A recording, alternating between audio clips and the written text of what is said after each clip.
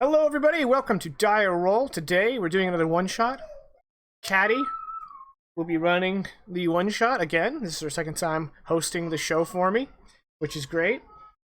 Apparently there's only one song in the spooky station that can also be played on YouTube. So I'll have to find another station for the break. So, just some quick announcements before we get started as regards to the stream. There will be no stream next week. I will be out of town, no computer. So, no stream. And then we're going to do two more one-shots. And then stay tuned for Campaign 5 information. Probably come to Twitter first. And I hope to have some kind of announcement on the final one-shot. Maybe not. Yeah, so that's what we're going to do. And new guy, thanks for the Twitch Prime subscription. And I don't know if anyone did it last week, but I realized that my one-shot setup didn't have the TwitchBit sound alert system set up. It is set up again, so if you guys want to make some noise, you have that power. All right, that's me, Caddy. Take it away. All right. So obviously players already know this, but we're playing Monster of the Week. It's a very simple system with some very simple rules. However, because the rules are simple, that also means there's certain words that always mean something. So like whenever you are making a move, you are specifically making a move as opposed to like taking a move action or I move across the room, right? Also, you don't really use battle maps in Monster of the Week. It's very theater of the mind. So I've got some artwork that we'll move through and we'll have scenes to kind of set the tone. And then lastly, you can expect Monster of the Week to be a little bit railroady compared to some other tabletop systems. It's super open, but you always start the session with a mystery. You're just provided with the information that there is a mystery and provided with how you know that. And so that's how we're going to start the session today, as opposed to like, y'all are all in this town. Go find out what's wrong. So our party all already knows one another and we'll kind of work on how that is. But we do know that there is a mystery afoot. Steve has discovered reports on the Neighbor Spot app in the city of Townsville that people's homes have been broken into, vandalized, and sometimes owners have even been attacked by a mysterious creature. So we join our adventurers today on their way in their various vehicles to the destination of the first known attack, which was 2 nights ago. It is evening because Mike had to get off of his shift at his main job because you do not pay very well. And he's an intern anyway. I'm just happy to be paid. So that is the scene. How are y'all going to travel? Is everyone in their own vehicles? Are you taking the RV? Well, if we're oh wait, hold on. Yes, John. Well, I mean, naturally, if we're headed out to the scene to do some investigation, we're gonna want to take the RV. We need all the equipment. We need our cameras. We need our satellite uplink. The whole shebang. Of course. So it sounds like we're taking the RV. Steve? Yeah, Steve is going to request that he get picked up in the RV because his grandma does not always let him borrow her car. Uh-huh. Hey, Jenna. This is like my second time in the RV, and I always hear Mr. Johnson talking about all the equipment. I just want to know why half of the RV is just liquor. Does that have some spiritual power, or it's really expensive Spiritual stuff? Yeah.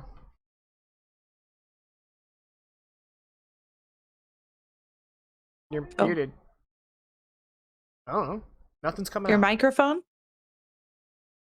Wait, try it now. Speak. Nope. Ooh, we don't have a linear audio. How did we go? Ooh, we got a hype train going.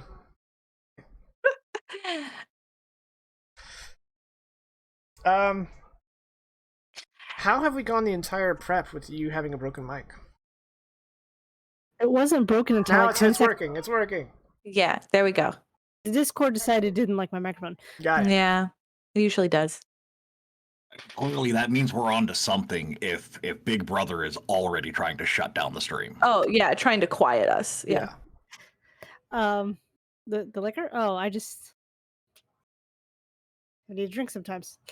How old are you? I mean, I'm 19. You decided. Yeah. So I can't legally serve it, I guess is what I'm... I'm not giving you any. Y'all pull into, or rather in front of, a relatively nice home in one of those neighborhoods where the house layouts look pretty much exactly the same, with slight variation in the number of small new trees in the yard, or kinds of perennials planted around the mailbox. It is a light stone house with like the very trendy stucco, and you pile out of the RV with your equipment. As you do so, you can see a couple standing near the front window looking out at the RV. They've clearly noticed you have arrived. Steve, would you have contacted any of the victims of these attacks, or are y'all just showing up? Yeah, I would have contacted them both for research purposes, because as the writer, I need to prepare the scenario for the show and whatnot.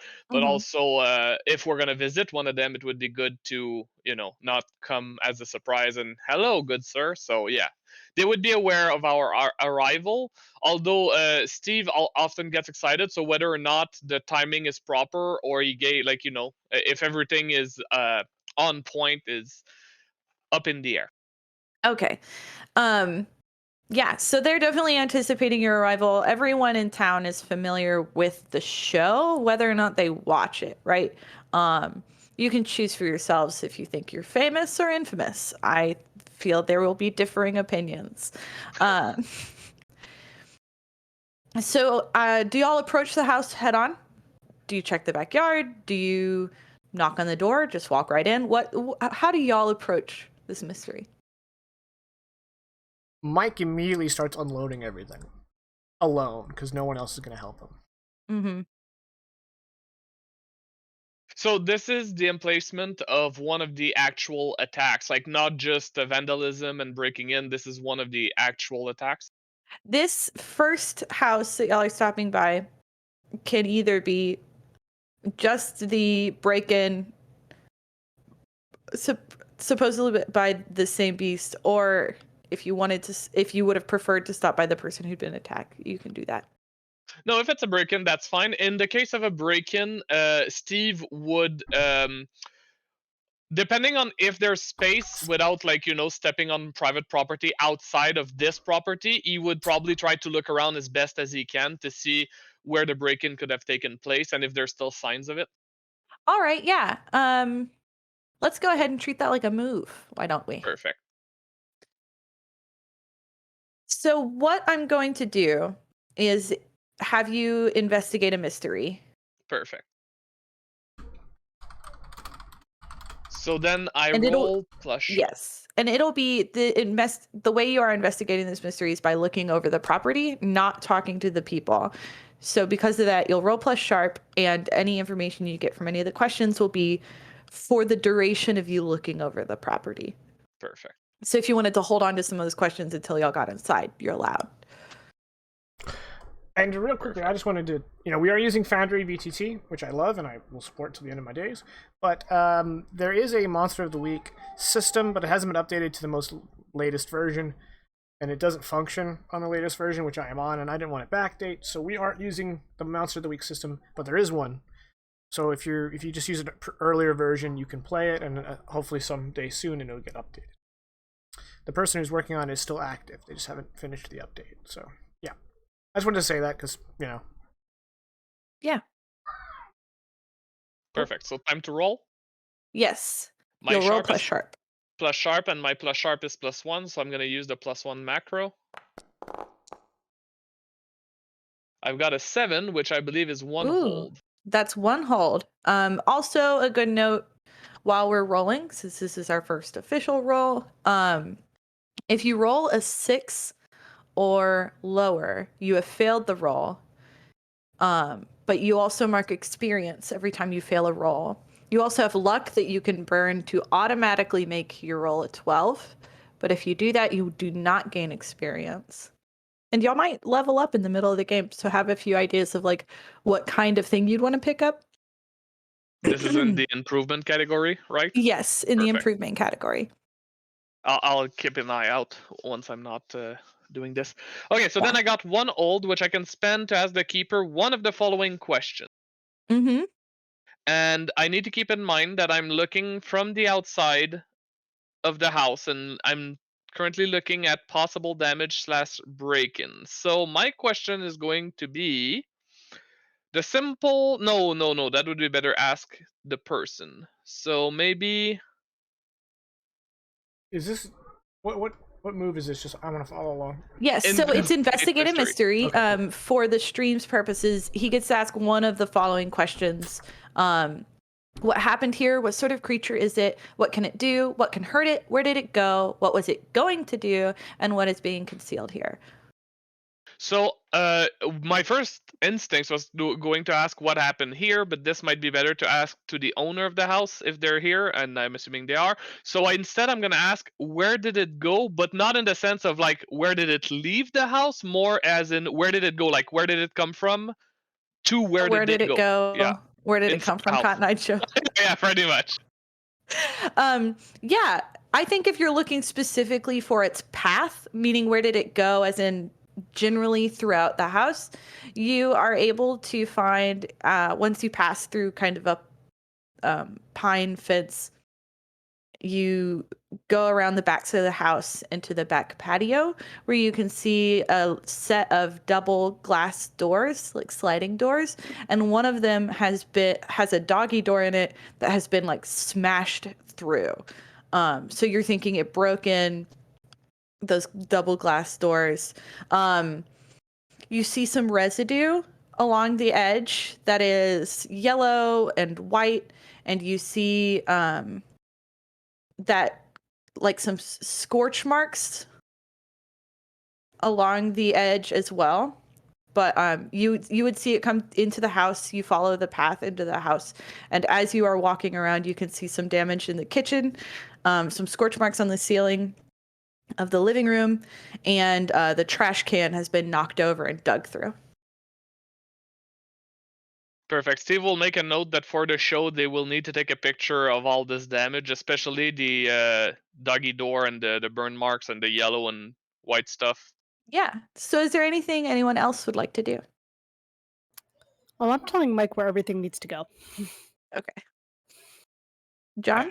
Be careful with that. Yeah, that box. Yeah, Mike, that box right there. Yeah, be gentle. The heavy one. Yeah.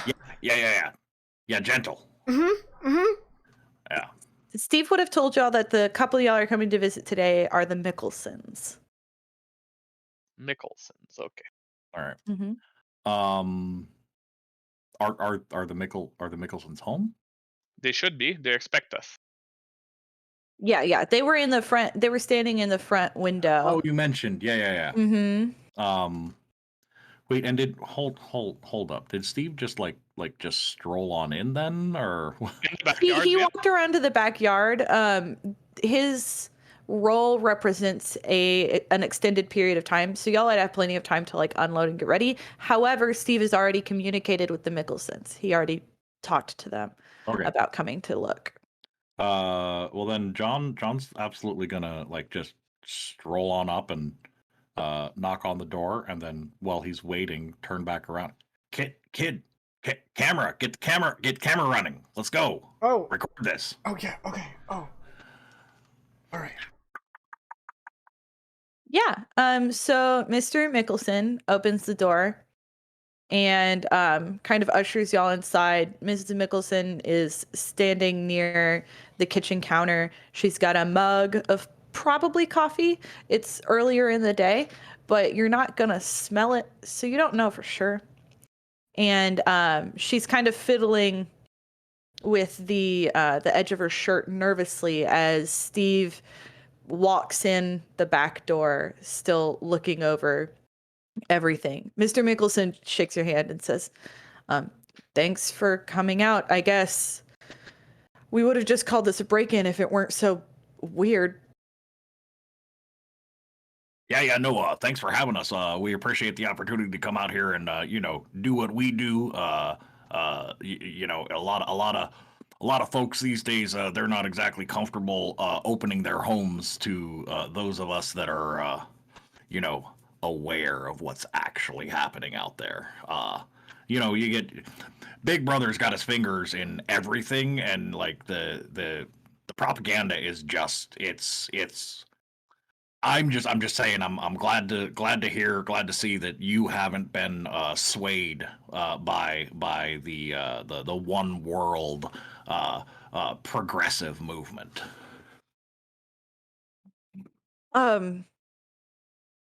Sure. This is my wife. And we would have just called the cops, but obviously it's a pretty strange situation. And I would have thought it was just a raccoon or another wild animal, but I mean, look at the place. And as you look around, you would notice, scorch marks on some of the surfaces, usually the higher up surfaces, and then some scratches in the hardwood flooring, the trash everywhere in the kitchen, and the colorful residue along the edge of where the dog door was broken through. Yeah, no, I mean, calling the cops, honestly, that's not going to do you much good in this particular situation. Because I mean, you'll just look around. Your garden variety chupacabra, which very very common around these parts, isn't exceptionally dangerous when alone and when in someone's home. Normally, it's very it's very hesitant to approach settled areas, but it's not really a scavenger. It's more of a hunter. So I'm gonna go ahead and cross that one off the list right away. There's some other possibilities here, but did you see it? I'm gonna need you to roll to investigate a mystery. If anyone is helping, they can roll to help out. Just. Right, let me I just want pull. to just state bluntly that Mike is probably not helping out. The footage he's getting, if I had turned this in during film school, I would have failed. He never used a camera before in his life.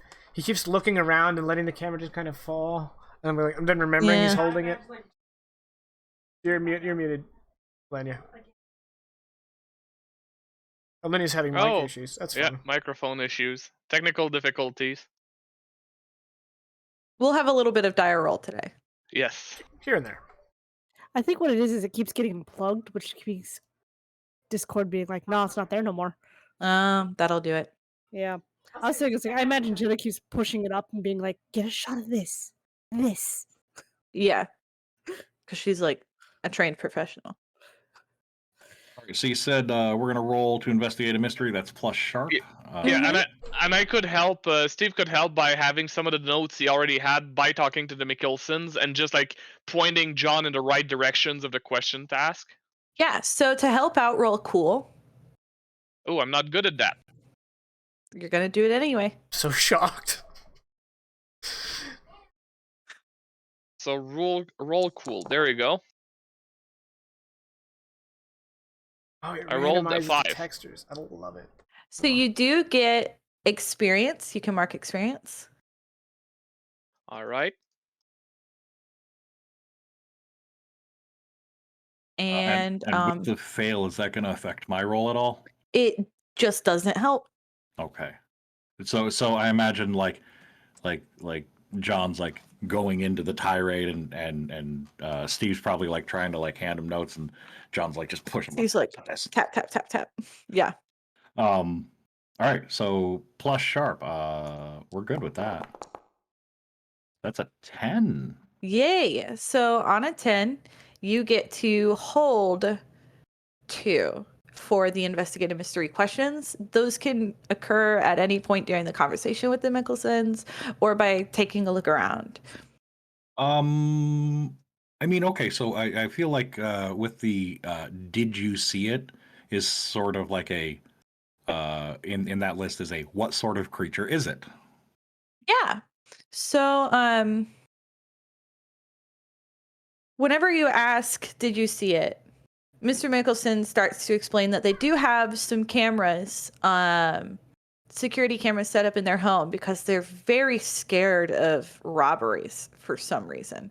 And motion activated lights. However, he's already reviewed the footage and he doesn't think there's much there. He can show you though. He has an app connected to his phone that allows him to check it out. And as you see it, you mostly catch signs of like a long slithery tail of some kind. But it does seem to have legs. It's walking on all fours, maybe. It just barely passes through the light. So you're thinking something with scales, walks on four legs, and has a long tail, but you wouldn't. That's most of what you get from the sort of creature it is. Got it. So, an ROUS, but reptilian, which absolutely tracks for this part of the country. That's. I mean, I commend you absolutely for seeing to the security of your home and your family. I'm gonna just like on a personal note recommend that maybe not like tie it to your government issued digital leash. Mr. Johnson, Yeah. What's up, kid? the battery died. What? God damn it. Okay. Mr. Mickelson, Ms. Mickelson, if you'll give us just a moment, we got to go ahead and reset here, and then we'll just pick up where we left off. Yeah, everybody take 5. Grab a coffee. Where's the coffee? Mrs. Mickelson, who's been kind of shaky, gestures towards a very high-end Keurig machine. All right. While digging through this incredibly large and unorganized pack with all of our camera equipment, I would like to use my special mundane move of oops. Yay! I've got an oops roll. 1 second. That's awesome. Oh, I forgot. Dang, I had stat screen up. Oh well, she got a 5. I don't know what it means. All right. Okay, so as you're digging through the pack, you find an unopened pack of American Spirit Yellows, which is a brand of cigarette. Okay. So for the audience, American Spear? American Spirit. Spirit. For the audience, oops is a special move that allows you to stumble upon something that might be useful, though not always obviously. Yeah. Really good move. Mike will just like unconsciously pocket it. Yeah. Just to get it out of the way.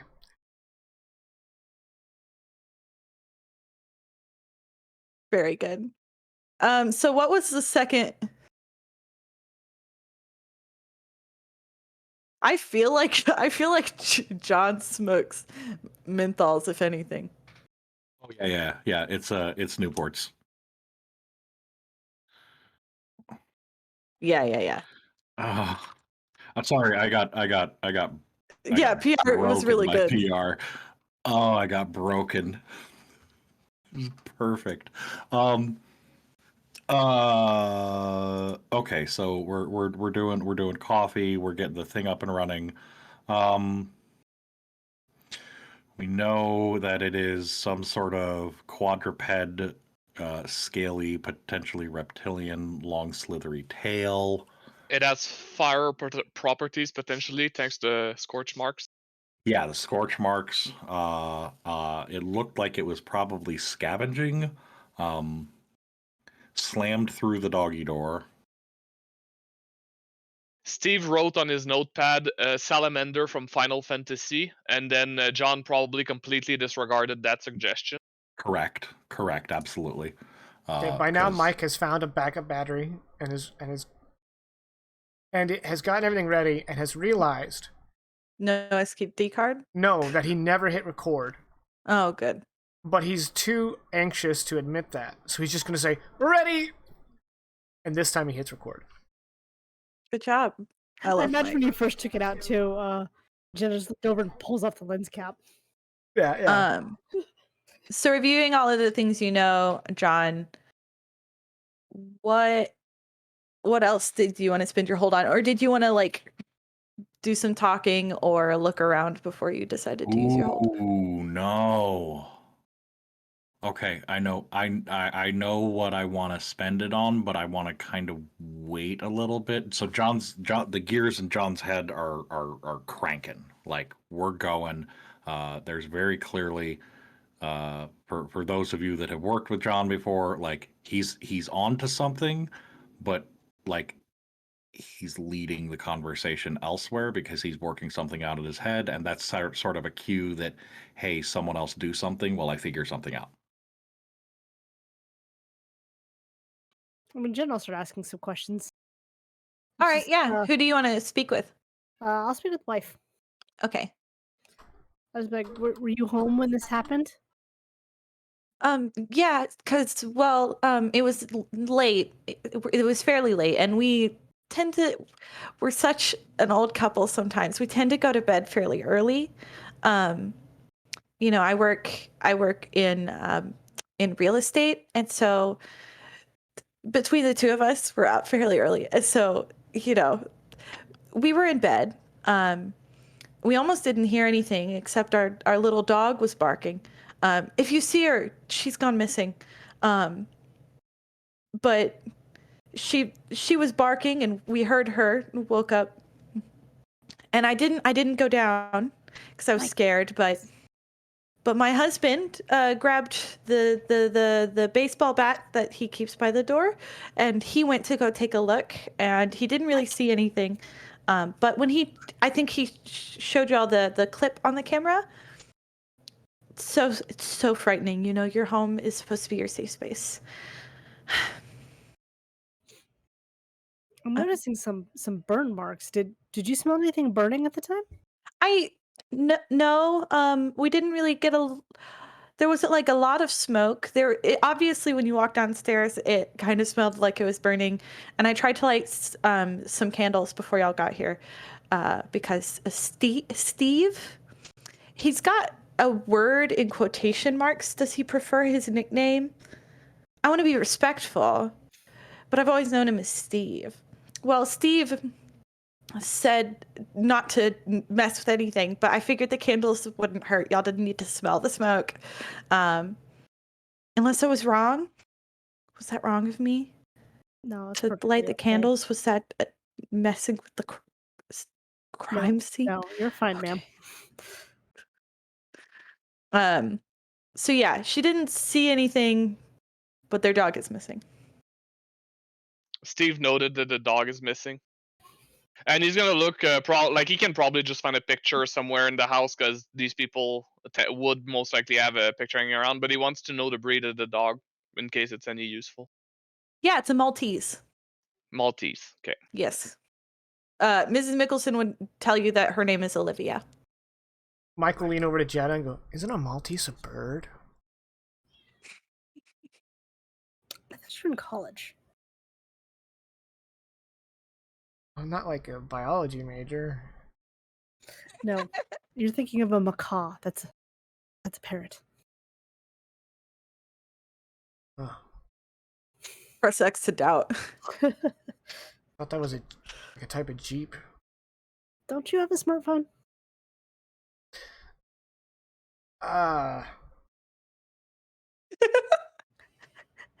Is it like screen's broken? Oh no! I left it in my moped. How do you leave something in a moped? You know what? I don't want to know. It's got saddlebags. I'm like pulling up a macaw on my phone and showing it to him. And a Maltese. Oh. Oh, the camera's still rolling. Oh. Okay. Hey, Caddy, super brief. One thing I forgot at beginning of the session. One of John's moves is at the beginning of the mystery. I can try to connect the dots. Yeah, why don't you go ahead and do that? I'm sorry. I should have asked if anyone had started mystery moves. I spaced it. Mm-hmm. So that is an 11. So that is a 10 plus. I get to hold 3 questions that I get to ask during the mystery to Mm-hmm. connect the dots of everything happening. Mm-hmm. Did you want to make use of that today? Not right now. Cause you know what? Yes, because I want to tie this into the remaining question I have on my investigative mystery. So the question, one of the questions from Connect the Dots that I would like to ask is specifically regarding Mrs. Mickelson. Is she connected to current events more than she is saying?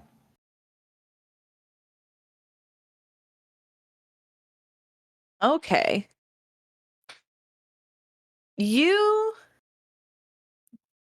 It's okay. It's kind of hard to explain without huge flags on. Um, so let me type something very quickly in your DMs. Okay. Okay. So my thought process here for the rest of you is these have been break-ins and attacks at homes in the area, and she works in real estate. Is there a connection? Yep. And she would have gotten away with it too. If you weren't for you meddling podcasters. um yeah, without giving too much away, you definitely think she did something to someone that made their family, like their household, a target. Okay, but not necessarily specifically related to the cryptid we're currently investigating. Maybe. I think maybe. What was your investigative mystery hold? What is being concealed here? All right, yeah.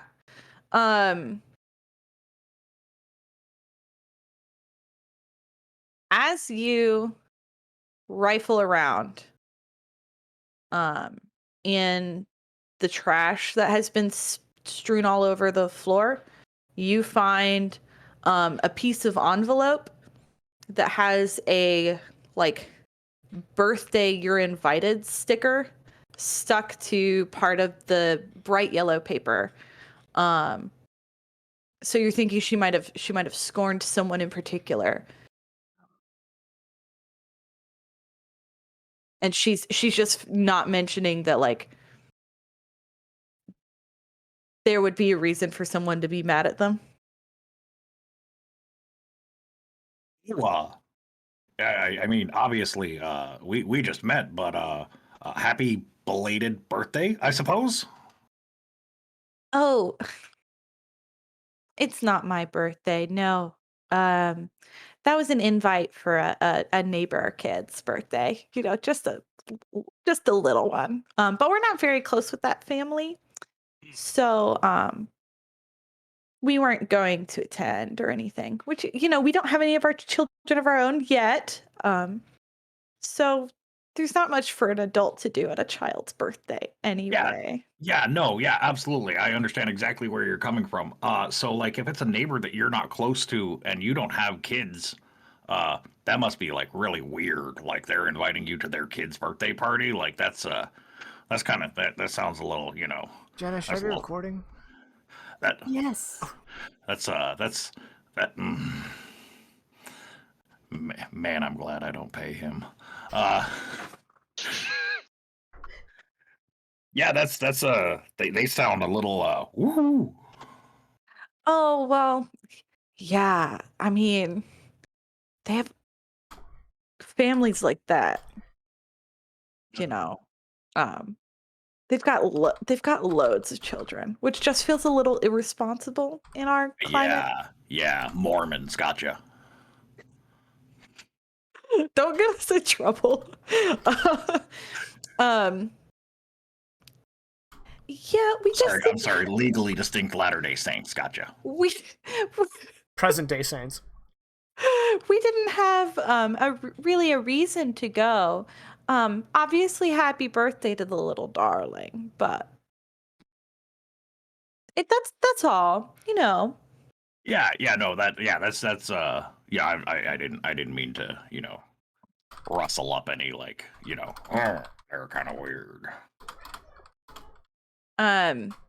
So y'all have gotten about as much information as I would think y'all can out of the Mickelsons. Like, y'all have rolled investigative mystery like twice. You've found what you need to know here. And Steve lets y'all know that there's still a second house to hit today before late afternoon. And this is the house of the person who was attacked by the beast. All right. Hey, we're probably gonna head on out of here. We appreciate all your help. Obviously, stay alert, stay safe. Don't answer the door even if they're flashing a badge. Like, you don't let them in. That's. And we've got another place to go visit. But where's this weird family so we can avoid them like the plague? Yeah, they would be happy to write down the street name. They don't remember the address exactly, but the street is some sort of combination of American founding father name, tree name. So, you're currently on Washington Oak, and then there's Jackson Palm or something like that. Very Americana, yeah. So they know the street, but they don't really remember the place. That's fine. John is just at that point just gonna turn around and walk out, not even say thank you, goodbye. Do I stop recording now? Is he still holding the mug of coffee that he asked for? 100%, yes. Awesome. So as soon as he stops recording, Mike bolts out of the house and immediately starts repacking all of this stuff that he definitely didn't need. Mm-hmm. Yeah. Steve is gonna thank the Michelsons for their time and being good hosts, and then head out as well. Yeah, Jenna will also thank them for their time and try to get the mug back from John.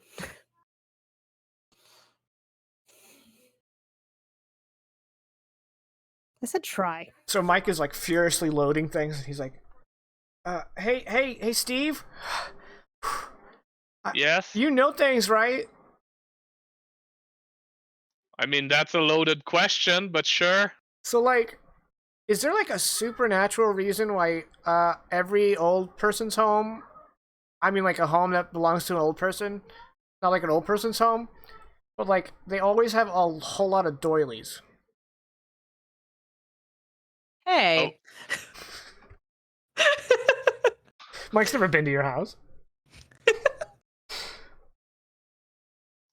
I actually don't know the answer to this question. He's gonna go check it in your lore library later. Yes, absolutely. I was does it matter, Mike? Or were you filming the doilies instead of the people? Again. No, I always point the camera right at John. That's what Mr. Johnson told me to do, is to keep the camera on him. Because I think the zoom might be broken. Because I know that in Bleach, there's a Shinigami that can use the dolls as part of their weapons and attacks and whatnot. But I don't know about old people. I don't think they use that sort of magic. I've taken the camera from Mike and I'm showing him how it works. Oh, that's the zoom? I just been kind of when I'm anyway. So it is early afternoon, probably close to noon by the time y'all have investigated everything you can investigate and pack up and move out for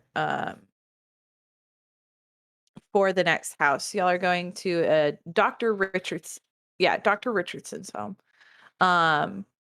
Steve has already communicated to him and has warned everyone that he is an older man who is not very tech savvy and had a lot of trouble messaging on the app. But he seems to have been attacked physically and also had the opportunity to see the monster. So he might be a good lead. Could you repeat the name? Dr. Richardson. He is not a medical doctor, but he insists on being called Dr. Richardson. And I, Jake, have done my time as a production assistant. So I believe this would be the moment, like the drive to the house, where Mike is just furiously shoving snacks into his face because this is the only chance he's gonna get. Yeah. Oh, for sure. It's a well-stocked SUV. I'm just trying to keep you away from. I don't know what you said, but that's probably a good idea. Just From the keeping you away booze? alcohol, Oh, from the booze, yeah, no, yeah, because you're underage. right, yeah, no. It's just for some reason there's always like a bag of Special K in every craft bin. You know, it's just it's just a thing. It's an industry standard. Not sponsored.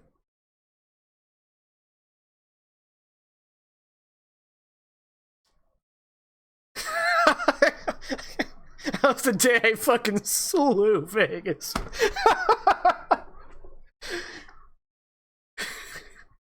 He would know. He had to buy snacks for our production once. Yeah. Vegas is really enjoying this one shot. He's dying every opportunity. Which I actually think is great, because you probably bought the snacks too. And now you're eating them all. Yeah? Look, it's the only time he's going to get the chance to eat. Do y'all need now would be a really good time for anyone who wants to use certain haven moves and things like that to make use of it before you arrive. So, you know, with, I believe Jenna is the owner of the RV. If there's anything you wanted to do specifically to access this RV, y'all could do that. If Steve wanted to swing back to his house for any research material, is what I'm going to call it, then you could do that. Et cetera, et cetera. Yes, now that we've got more details on the potential monster, the fact that it's potentially reptilian, four-limbed, and has some sort of fire mechanic to it, Steve would recommend that they swing by his home, and so he can do some research in his lore library. I would probably get on my phone and make it look like I'm doing something work related, but actually updating the agency on what we found. Good call. Did you? I don't remember. Do you have an agency move? Let me check.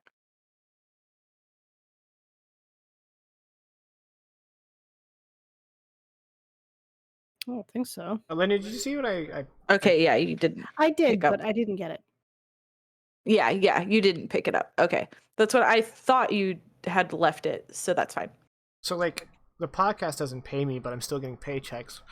So Oh, that, yeah. there you go. Like we're paying you? Probably. Mhm, yeah. Oh, they absolutely are. Yeah. He's just minimum completely wage. oblivious whenever he cashes the check who it came from. It's Mhm. minimum wage, but yes. So with that in mind, you will probably need to roll something for lore library. No, it just says when you hit the books, take +1 forwards. I'm assuming on the next time I use it to investigate the mystery, Okay. as long as historical or reference works are appropriate. Yeah. Okay. Good. Then you stop by the lore library. Y'all are able to stock up on some grandmother snacks. Yes, cookies. She's got this sewing kit that she opens, and there are cookies inside. Thanks for laughing, Elena. You get me. And, I'm so sorry. I open a sewing kit and there's sewing tools in it, and I'm like, why? yeah, you open a cookie bin and there's sewing tools in it, and then you open one of those little like plush top sewing kits and there are cookies inside. And then she also has some store brand diet flavored green teas in little bottles that she hands out for everyone to take. They're peach flavored. And after you see Steve kind of like grab random comics and manga off the shelves, he's got his armfuls of everything that could vaguely mention a reptilian monster, and he's like, all right, I'm good to go. And y'all pile back into the RV. Yeah, and we tell my grandma, like, no, we had enough, so she piles up more snacks, and then we leave. Yeah. Ines, you're I can't She tell you inc- how much I love you. Like she every includes time. like a little Ziploc bag of a peeled orange to make sure y'all stay hydrated because it's warm outside. And then y'all go over to Dr. Richardson's house. Richardson's, yes.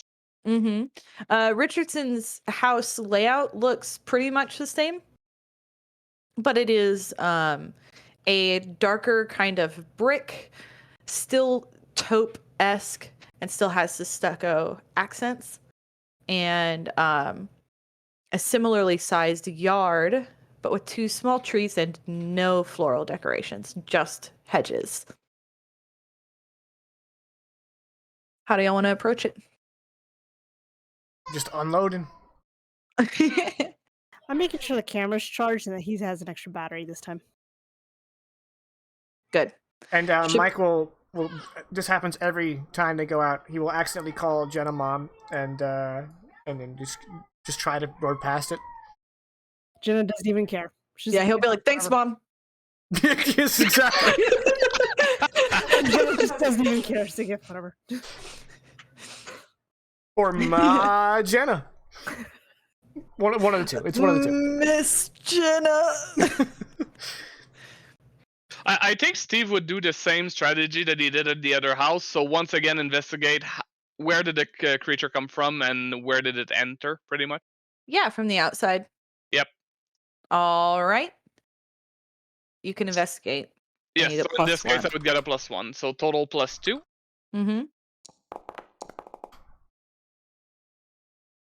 That's 8. a mixed success. 8, is it 1 hold or 2 hold? I think it's only 1. Mm-hmm. Perfect. Yes, only 1. Okay. So I keep forgetting. I keep not toggling the screen when it's time to roll dice. So yeah, let's play the same game. So again, where did it go in relation to where did it come from toward the house, and where did it enter through inside the house? Yeah. So you circle the house and you can see some claw marks in the pristinely cut yard. You also see on the second story window some scratch marks, some claw marks. And when you go to check the back door, you see that Dr. Richardson uses one of those security bars on his double glass sliding doors, so it would not have been able to push it open. But you do see some residue around the glass. Whenever you touch it, it's kind of like slick. So you think it might have tried here first. But it looks like it scrambled up the side of the house and scratched up to the second story window where it was able to get through. The glass is broken, and there are bits of something on the glass, but you cannot see it from this far away.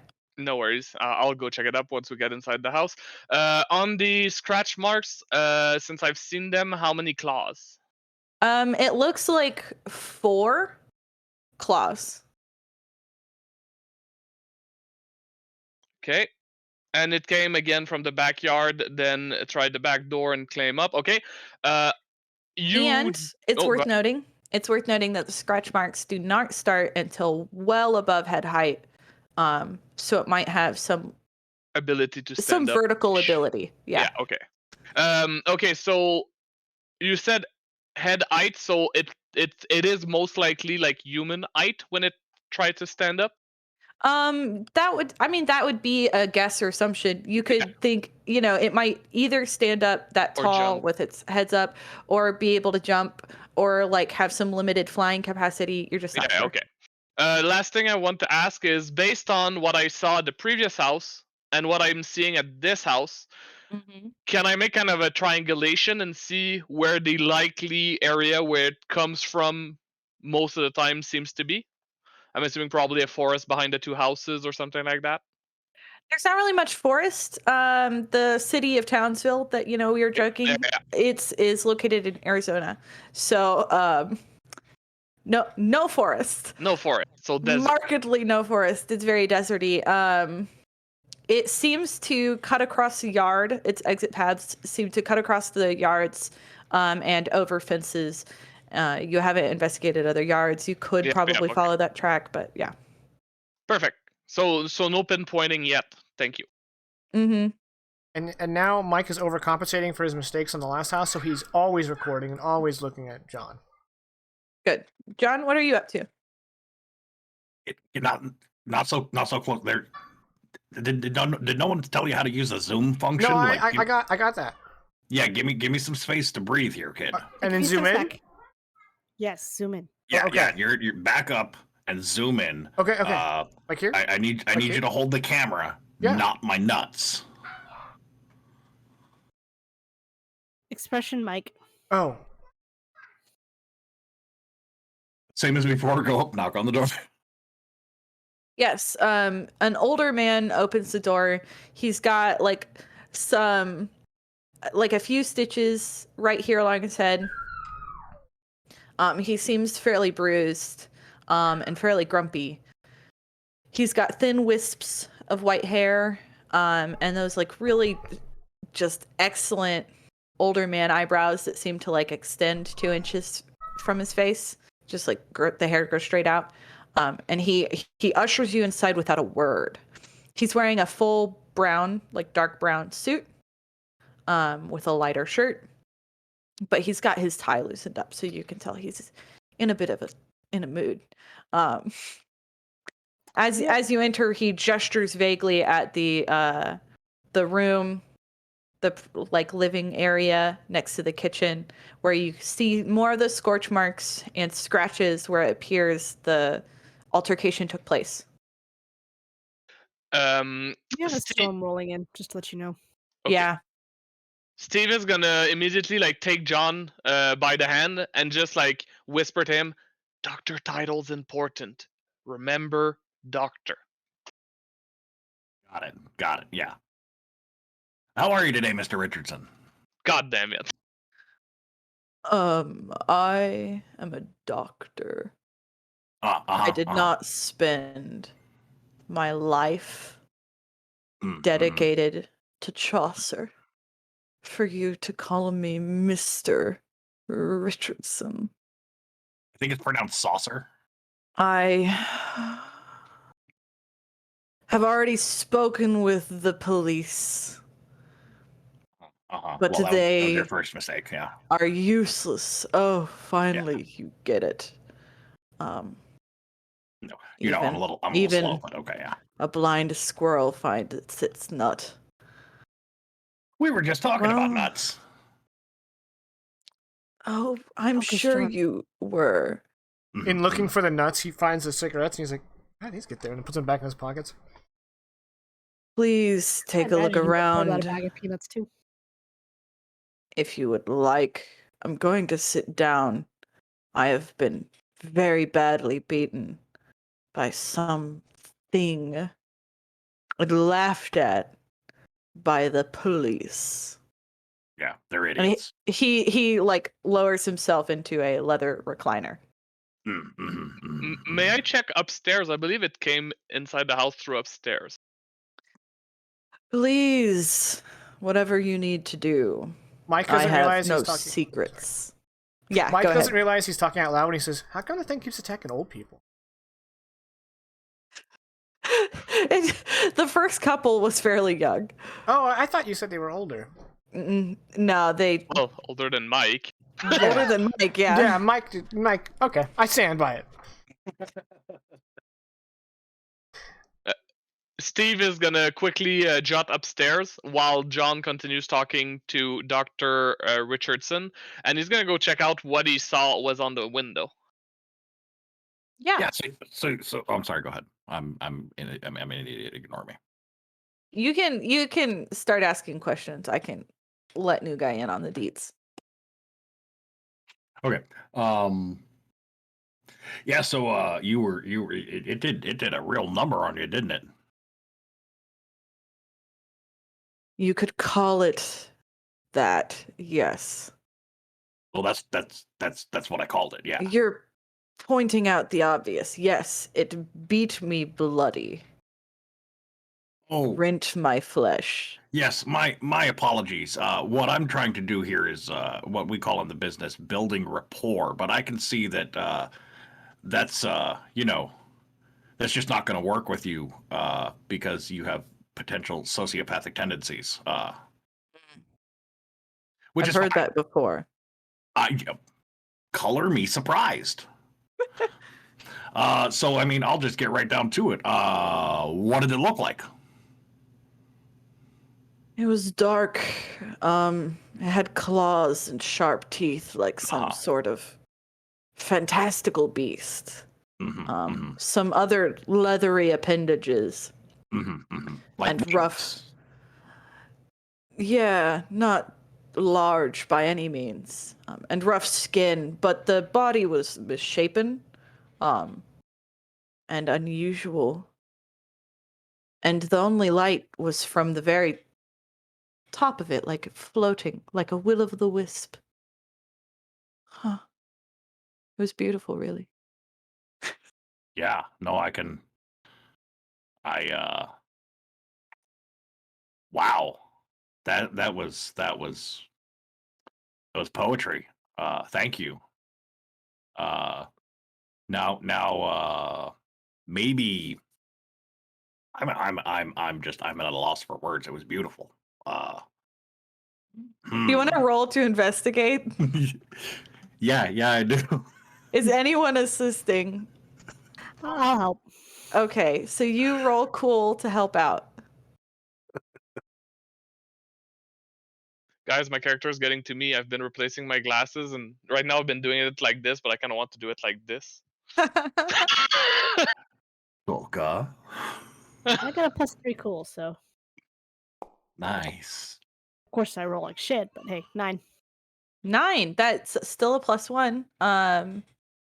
And you potentially expose yourself to trouble or danger if that's afoot. What happens if it's a hand? Nothing happens. Or an elbow. Yeah, still nothing. It's just the foot. Okay. Ankles don't count either. Yeah, so we don't have macros for anything above a +3. So I'm just gonna roll the +3 and we're gonna add 1 to it. Yeah. Because investigate. That's a 7. Ooh, just glide it on in. That's barely slid right under with your hat. Why'd it have to be snakes? Investigate a mystery. Oh, okay. So, Dr. Richardson, in the squabble, in the tete-a-tete, if you will, the epic confrontation between you and this creature, is as enamored as you were with its glorious visage. Did at any point you try to defend yourself? Were you able to hurt it? I see what you're asking. What can hurt it? Yes. Yes. Well, in my current state, I am not wielding the vorpal blade, as it were. But I did fight at it. I was covered in some residue. It was not quite sticky, but globular. Well, it was in globs, and I was able to grab at it and kind of misshape its body with my hands. It was quite soft, on the torso area. So that was where I was able to. You think it's probably got very little armor. All right, glass cannon, got it. All right. Anyone else have anything they would like to do? I feel like I should be doing something, but I know in my heart I'm not going to do anything.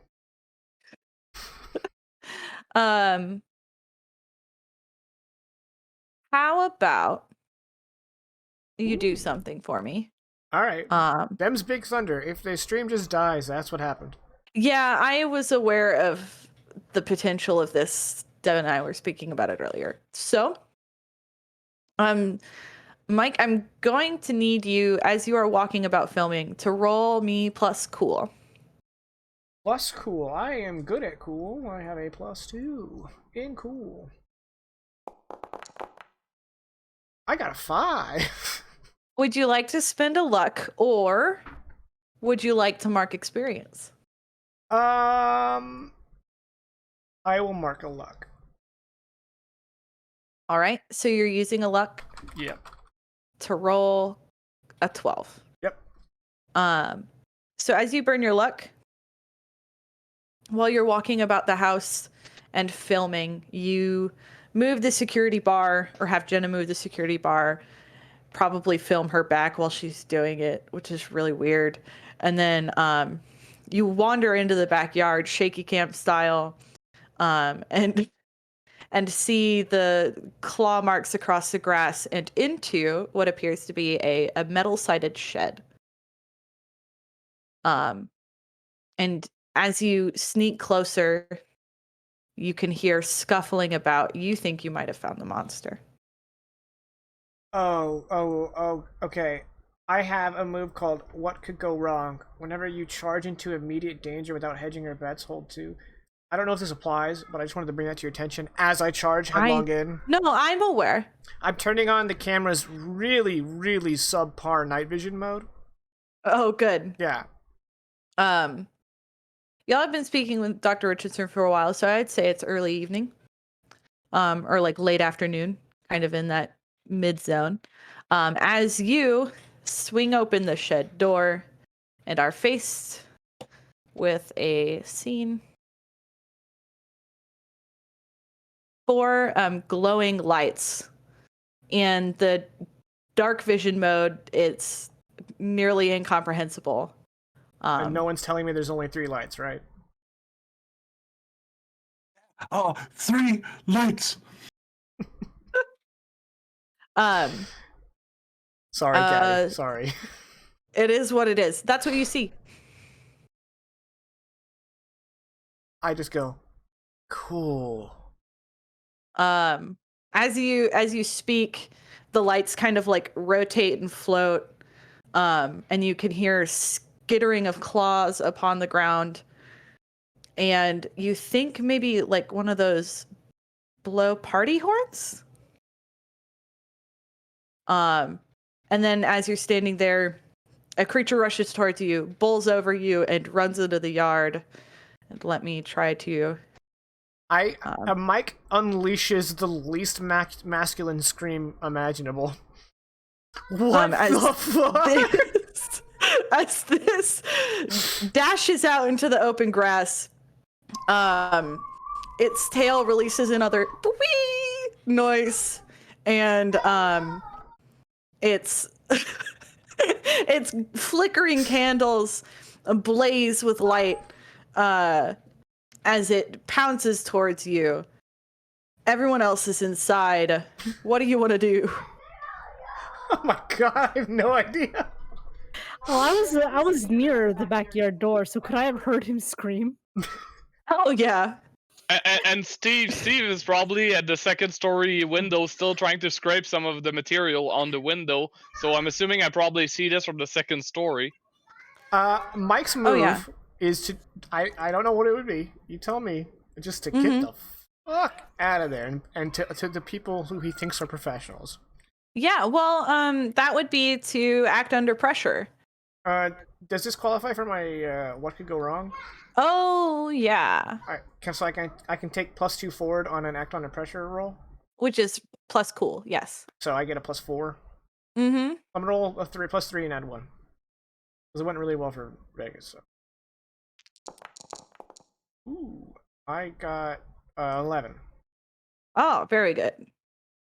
As you scramble away from the beast, the cakened beast runs past you, and you are able to kind of like sliding on your feet like a cartoon character, like a Scooby-Doo character, where their legs go and then they run. Yeah.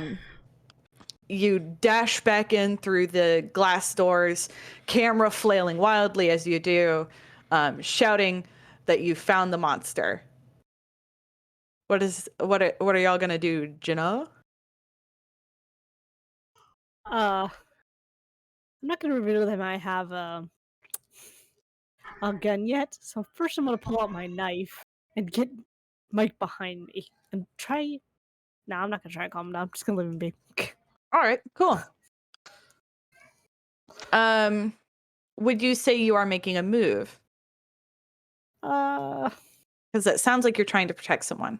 I am. Yes. All guess right. you could do my leave no one behind. I can help someone escape. Are you trying to get him out of the house entirely, or are you trying to protect someone, which is one of the basic moves? I'm just trying to protect him. All right, so then you'll roll plus tough. Plus tough. Oh. Mm-hmm. What happened to that?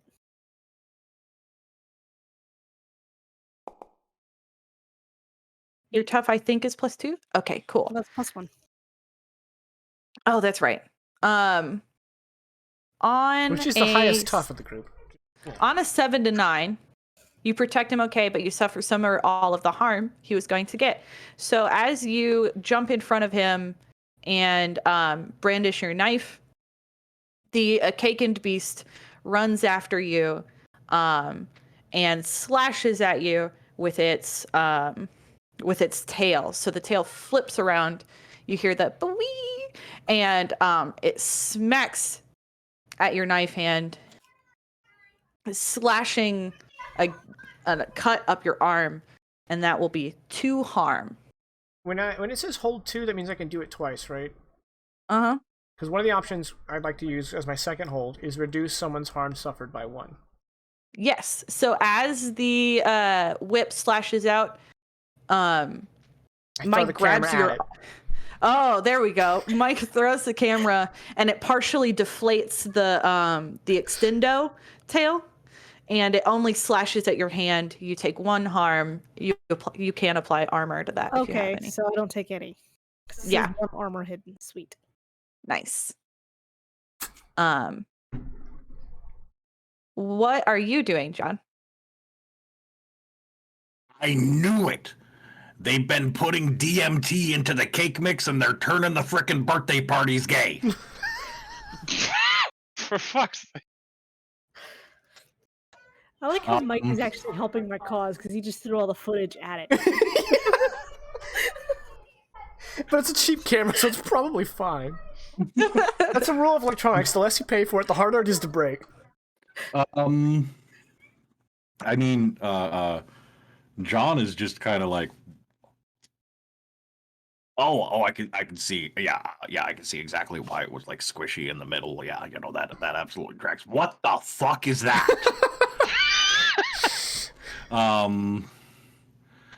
Ooh. John would like to read a bad situation.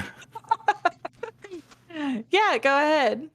So that's a roll plus sharp. His sharp is +3. I love the dice thing, but the majority of the time the dice go off screen. Like the part of the screen that is visible to the audience, and that's just kind of lame. But the sound effects is cool, I think. Chat, let me know if you think it's cool. I get 1 question on this. What's my best way out? Wow. The best way out? Yeah. You gotta protect the talent. Yeah, well, the big glass doors are still open. But you're kind of concerned that you would have to run past the beast to go that route. And the front door is unlocked. But you'd have to pass behind Mike and Jenna to get there. So, but that's still probably your best bet because you're not passing behind the beast. Yeah. She's one of them. Doesn't make any noise, but stores out. Also, the kids like wrecked it. Well, that's, Yeah. yeah. They're children. Honestly, I'd be surprised if they didn't. So, Steve, Yes. what you up to? Steve sees the monsters from the second story window. Mm-hmm.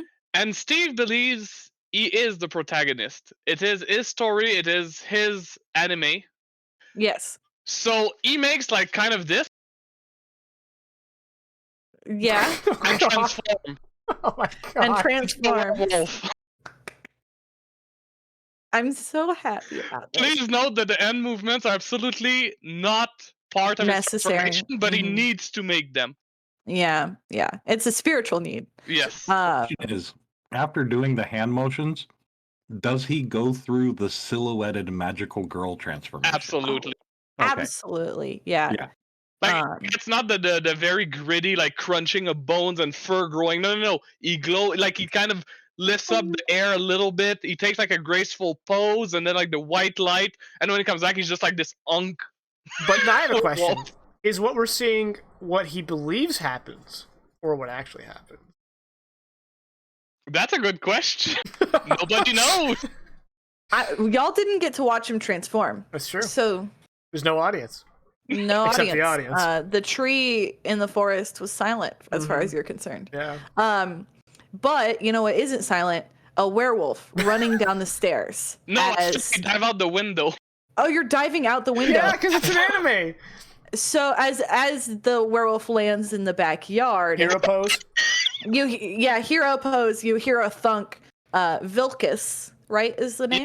Yes. Vilcus has arrived. Thank God. To fight the king monster. Do you have your sword? No, it's in the truck. Sadly. It's in the is it in the truck or the RV? Do we know that Vilcus is Steve and vice versa? I think we've been doing this enough. I think John knows for sure. John knows for sure. Okay, because if Mike knew, then that would be his cue to go get your sword. I think Mike. would know. I don't Mike think Jenna knows? knows, but now she's just like, yeah, that tracks. I would think Mike knows. He's been at it for a little while. That's gonna be my next thing. I'm gonna go get his sword. All right, yeah. If you want to escape to go grab the sword, then you may do that. So, while you do, Jenna, you are facing down a cake-and beast.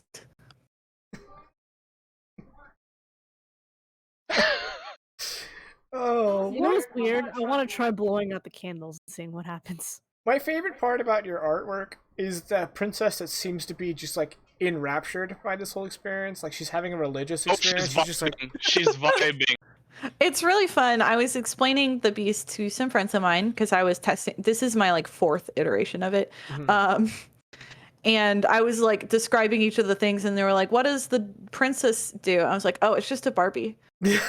So just an FYI, Caddy, like Who's while rated we were PR? describing the various things that we managed to find off this beast, I've been noting what Steve believes is the monster, and the term blew my expectations is not even strong enough to explain how much I was not expecting this. Out of anything, like this was not. so the beautiful lights are the candles. The globulars is the icing. Oh my I god. want to fight this in D&D. I'll show you the stat block later. It's real fun. Yeah, Jenna, what do you do?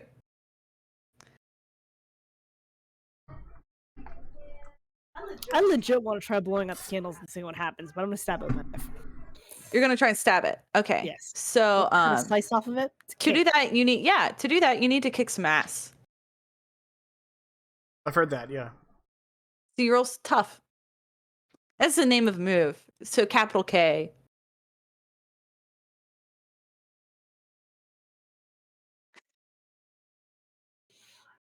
See if any of my stuff applies here? It does not. Okay.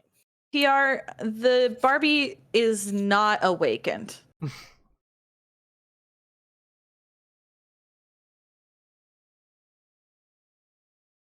We just haven't met its final form yet. Wow. 10. Oh, nice. So on a 10 plus, you choose one extra effect. You can gain the advantage, take +1 forward, or give +1 forward to another hunter. You can inflict terrible harm, +1 harm. You can suffer less harm, -1 harm. Or you can force them where you want them.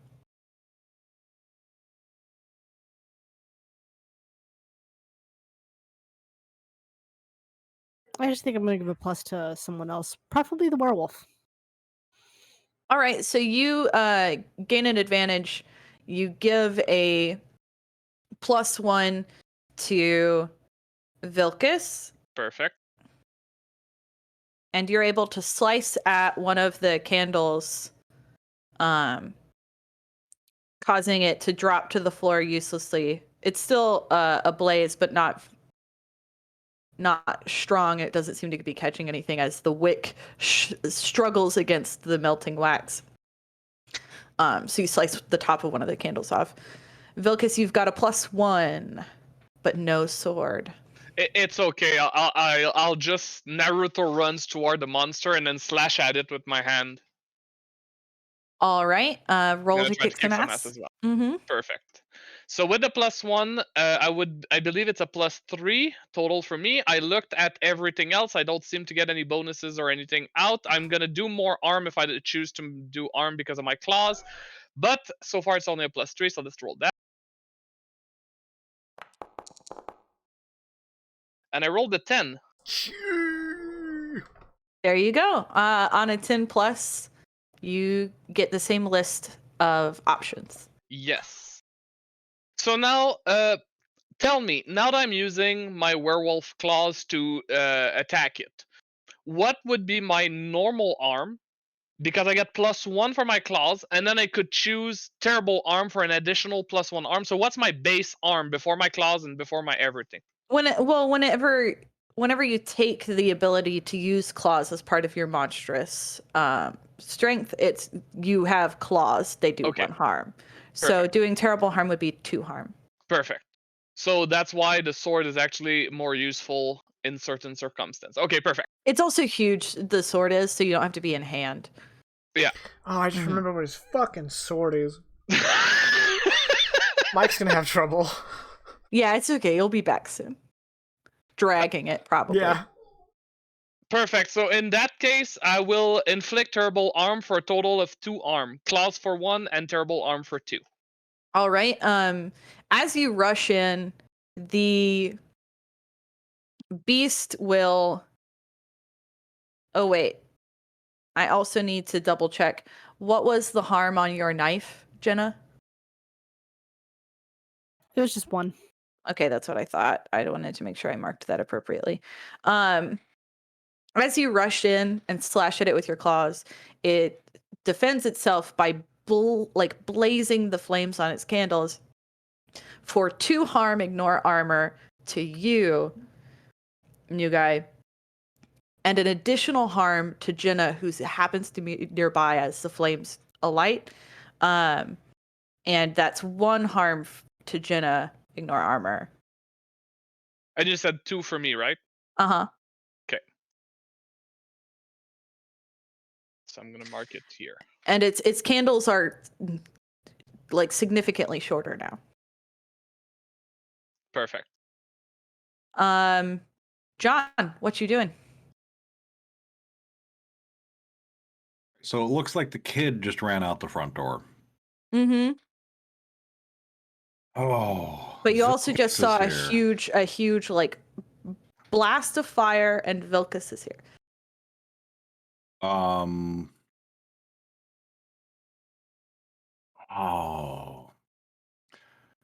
I don't feel like getting up close is going to be the best opportunity here.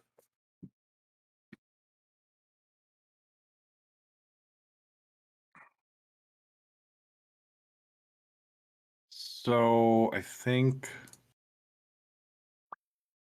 No, I think I am gonna like we're clearly fighting this thing. I think John is going to like run in next to Jenna and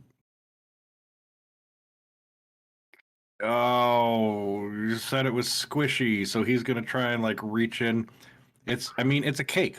Who don't like cake? So he's just gonna try to like rip cake off so he can, eat it. But he's not really eating it. Basically, what I want to do here is I'm trying to distract it enough to help Jenna. So I'm helping Jenna.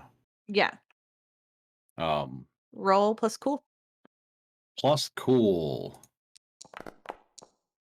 That's a 12. That's a 12. Nice.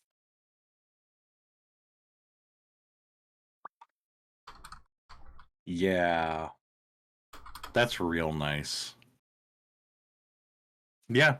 So you're helping Jenna? Yep, I'm helping Jenna. As you do, the kid kicks the door in and he's dragging a sword. He's got I believe he's holding his weapon, right, Jakin? Or Mike? Yeah, I'm like literally, I'm dragging it, and then like tucked in my pants is my weapon, because obviously I can't. It takes both hands to drag the sword. And then did you also bring the other item? Yeah. It is almost pulling down my cargo shorts. Yeah. Okay. I just shoved it in one of the big pockets. All right. So Mike is dragging a huge fuck off sword. It's a replica, I think, of the Buster sword. Is it that one? Of Okay. Cloud Sword, yep. Okay. And he's going to try and bring it close enough for Vilkas to take it. Jenna, what are you doing? I'm going after this thing again. All right. Let's go get it later. I get +1, right? So I rolled a 12 on So my you health. roll as if you got a 12, but it won't be an advanced 12 on your roll. Does that make sense? Kind of. I'm not Because you didn't roll a 12. The advanced triggers when you roll a 12. We're going to act as if you rolled to pass a 10 plus. Oh, okay. Yeah. Don't we? Hang on, I can look that up. What? Oh, I can thinking of a different Powered by the Apocalypse system, because I looked at a lot of them. Okay, all right. Technically, yeah, okay. the advanced is optional, but it's fun when you roll a 12 to have a like critical Well, success. Caddy, under come the back to the advanced physical. improvements is you mark basic moves as advanced. Oh, mark advanced. Yeah. Well, So- then it's a 10 plus, so you get the +1. Yeah, we have to advance the moves to get the 12. He's not opened to he's not open to danger by assisting you, which is a pretty big deal. Okay, well, I guess this time I'll inflict terrible harm. All right. So you get a +1 to roll. We lose power, I'm going to be pissed. +1 to roll? Yes, to kick some ass. You got a +1 from him helping you. Mm-hmm. 9. Is that with Nice, the +1? nice. Yes, I only get a +1 normal.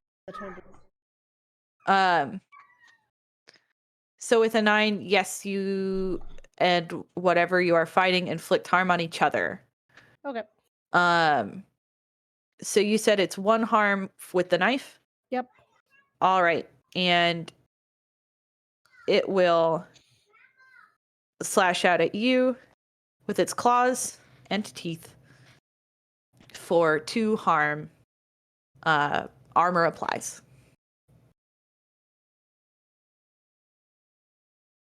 Okay. As y'all exchange blows, you like take slices out of the cake. I know, I'm imagining just like Perfectly, yeah. yeah. Just like Yep. as it slashes out at you with its claws, occasionally grazing your skin and also slashing at your I believe you had a vest. Yes, under your I have a pantsuit. black vest. Yep, under Yeah. my pantsuit. I I had the knife tucked into my boot.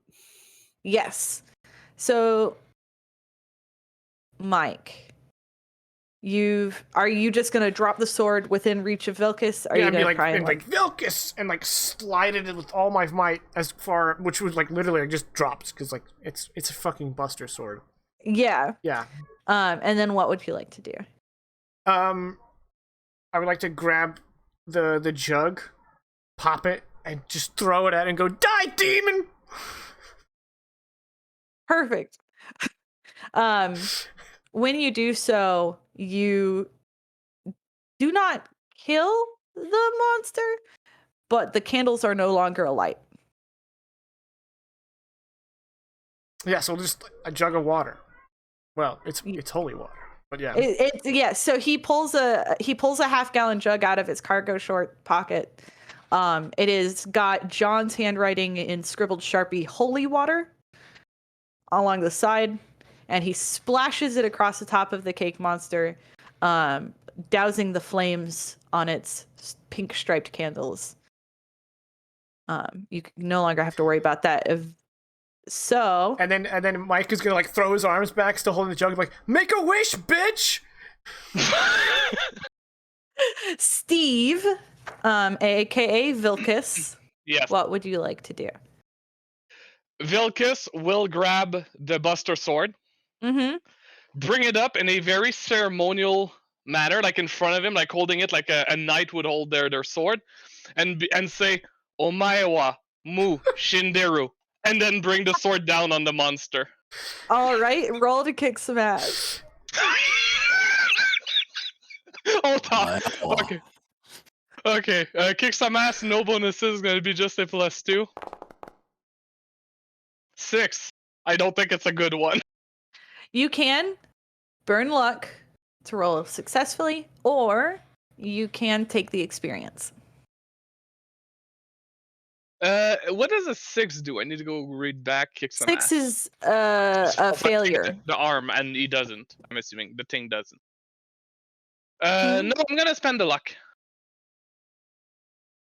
All right, you spin the luck to get a 10 plus. Choose your Luck extra is not effect. here.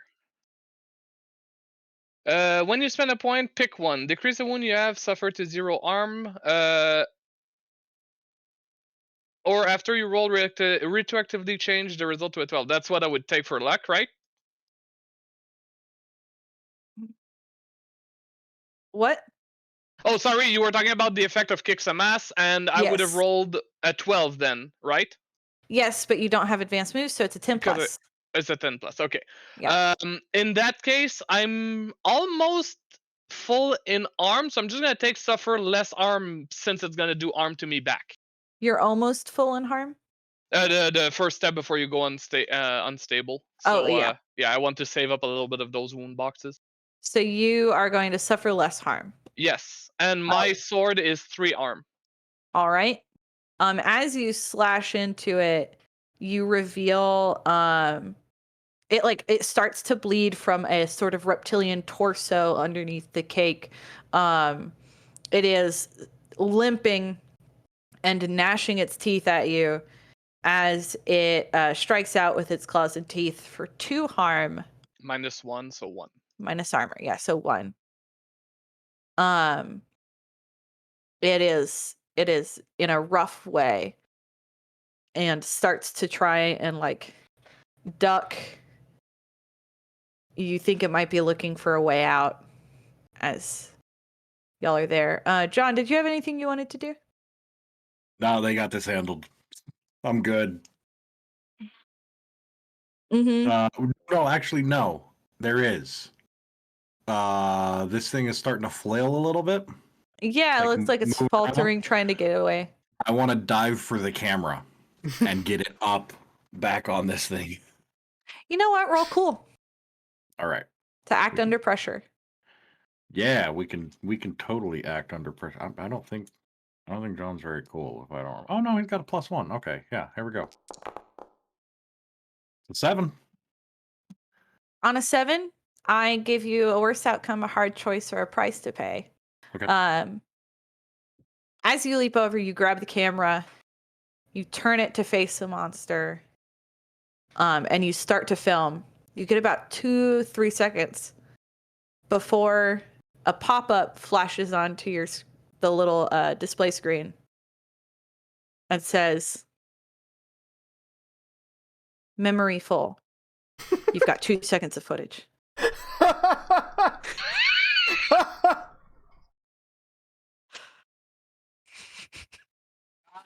Damn it, Mike! I told you to clear this out every time we get back into the. Oh my god!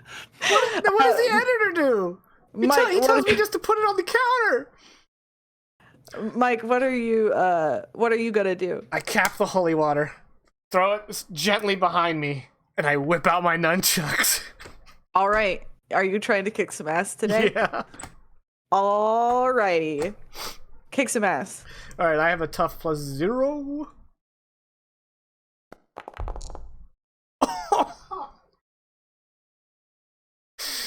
Oh, amazing. That's how we do in nunchuck land. You start swinging the nunchucks, and right as the camera stops recording, you smash the nunchucks into the top of the castle, and the like wooden bar of the free side lops the top of the castle in two, revealing viscera, strawberry cake, and frosting as it goes flying, and the beast crumples.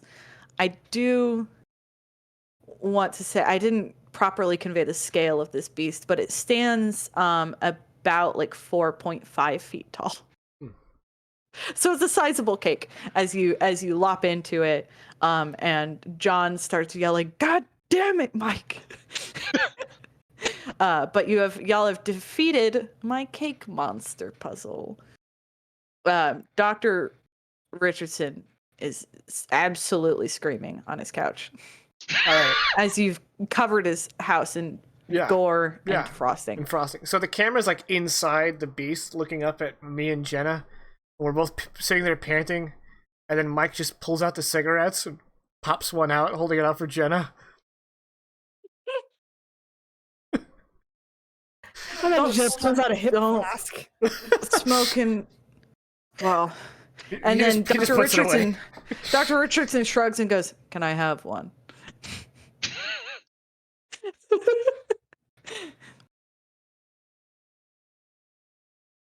Wait. What brand are those? They're American Spirit Yellows. Oh, okay. You're not gonna get the residual chemtrails off of those. You're fine. No chemtrails. Dr. Richardson puts his like hand in his face, which is like a classic die roll NPC move. Mm-hmm, yeah. That tracks. Vilcus is looking pretty rough. I'm pretty sure. Jenna's a little bit scratched up. Yeah, I got 2 wounds. And I think Vegas is doing okay, and Mike is also doing okay. Yeah, unharmed. Yeah, no wounds. I took damage from. Yeah. So, pardon me. Do y'all want to look around the house, or do any more investigating, or are y'all gonna kind of like retreat to your panic room, lick your wounds? Probably literally in Vilcus's case. Oh no. What for Jenna? Jenna will probably look around a little bit, trying to figure out where this beast came from. With absolutely no hesitation, Mike is going to kneel down, looking way more badass than he is, and then taste the icing. It's buttercream. Yes. He like grabs another fingerful and goes, "It's pretty good." Like, that's been out all night. It's probably no good anymore. It just came off of a creature that was trying to kill us. Don't. It's like been bleeding everywhere. Yeah. Nope. We don't know if they put it back in the fridge. It might have salmonella. I'm not gonna pay him to get food poisoning. But Mike was gonna look around, or Who said who was going to look around? I am. think Jenna. Jenna. Okay. So, Jenna, while you're looking around, you stop by the kitchen, and next to a French press, coffee maker and a artisanal coffee grinder, you find an unopened yellow envelope. On the back side, it is closed with a happy birthday sticker, and on the front, you've got the address of this house and another house. The other house is on, I believe I said Jackson Palms.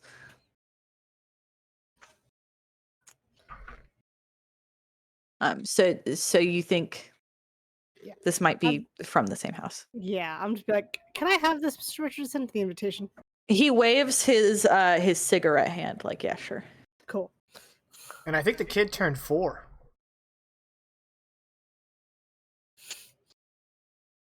Just trying to help. Where'd the camera go? At that, on cue, John will throw it at Mike.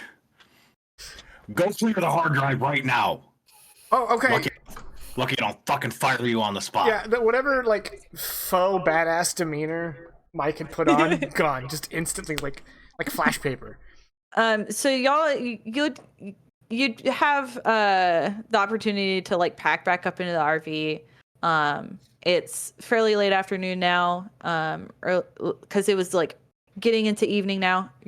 Or rather, it was before the fight. It is now properly evening. As you all hustle into the RV and make your way to I imagine, probably the production studio. Yes? Vilcus stays as Vilcus in the RV, and it's really Okay. uncomfortable because it's kind of cramped already with normal people, but now there's a werewolf just sitting in a corner and looking at Well, it's people. a roomy RV. There's a little bit of space. I love him so much. Jenna is going to text her agency about this whole thing and suggest that we give Mike a 25-cent raise. Because he's helping her cause without even realizing it. Oh, how nice. Hey, Vilkas.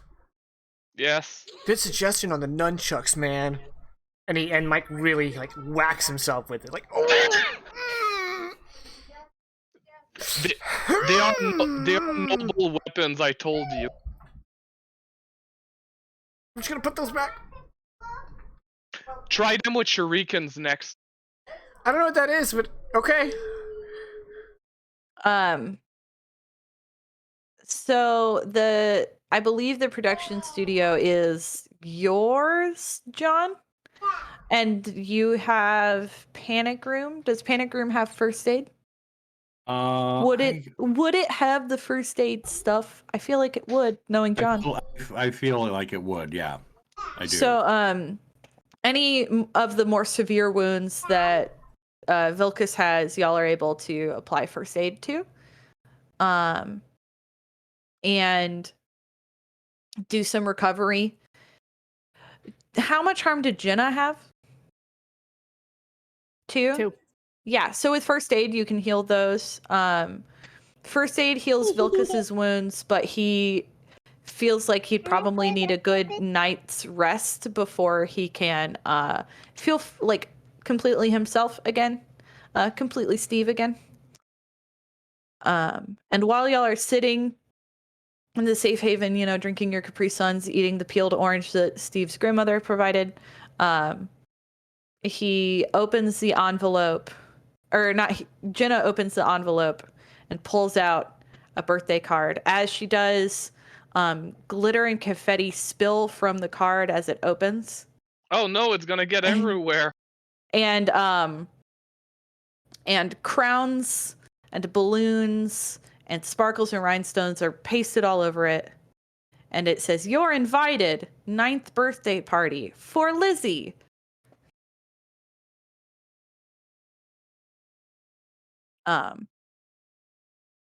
And that is where I had built in break. If we're okay doing a little earlier, or y'all can have some character moments. But that's just where I had it. What do you guys think? Character moments for about 10 minutes or so? I'm afraid of doing Vilka's character moment. Then we're doing it.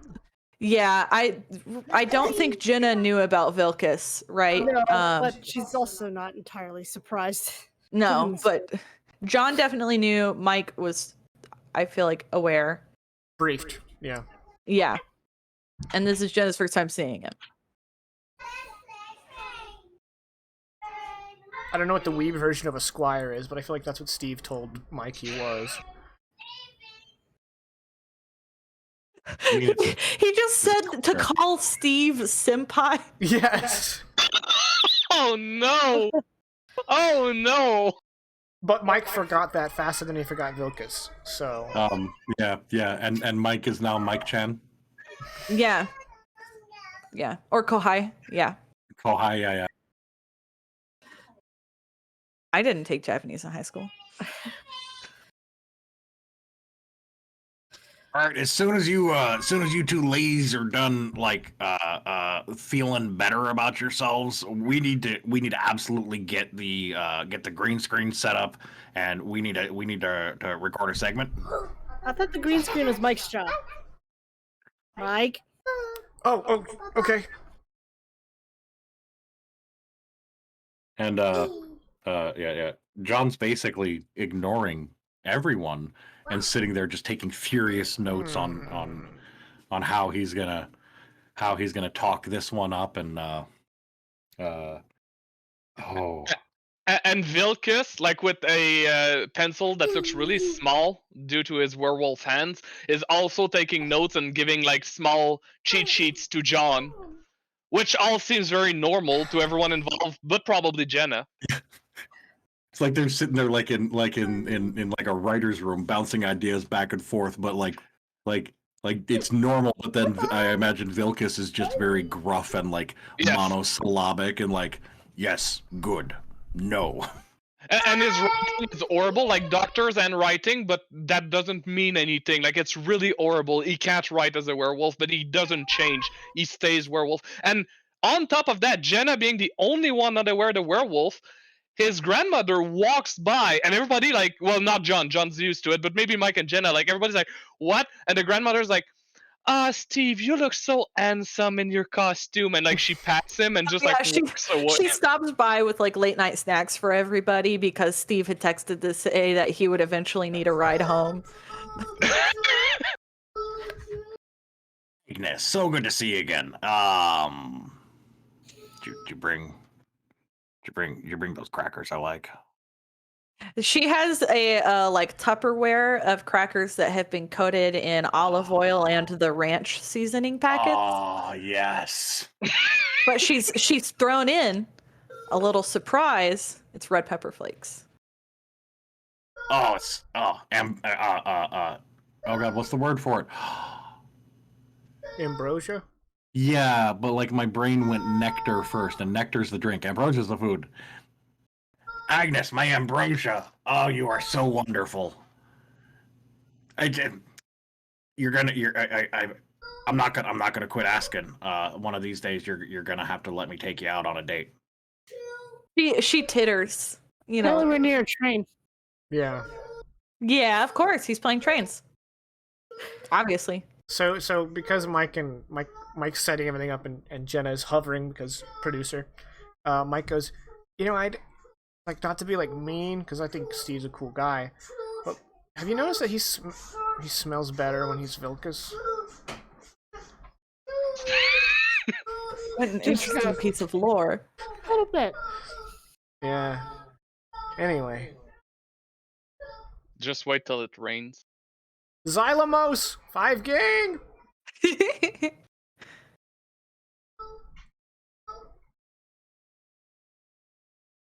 I want to talk, but our son. Yeah, he's just being awesome.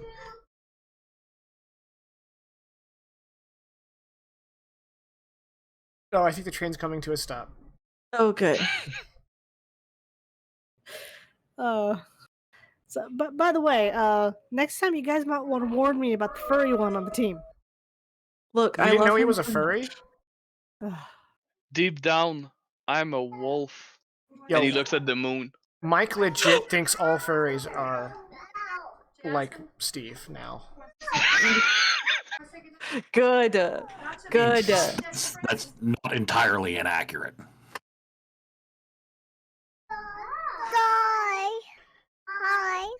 Bye. Bye. Bye. Bye. Bye-bye. See you in a bit, sweetie. Love you. Uh, We're being invaded by my my spawn.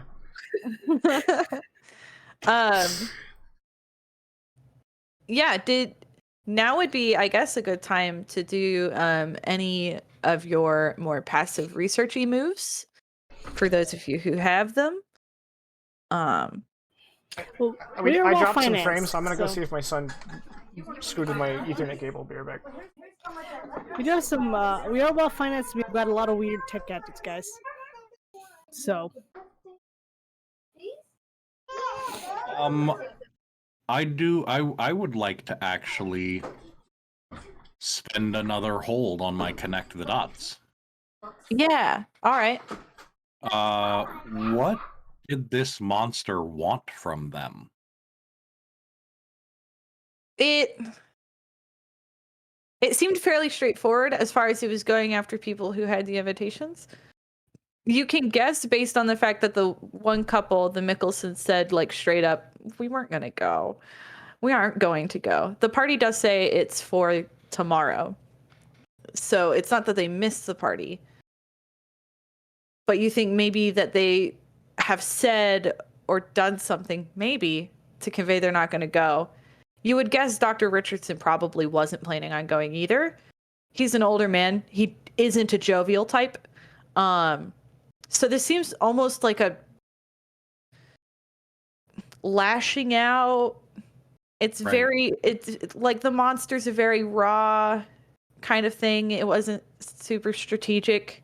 Well, I mean, to be fair, they clearly what happened here is that whether they were planning on going or not, they failed to RSVP. So who's the real monster here? You have a great point.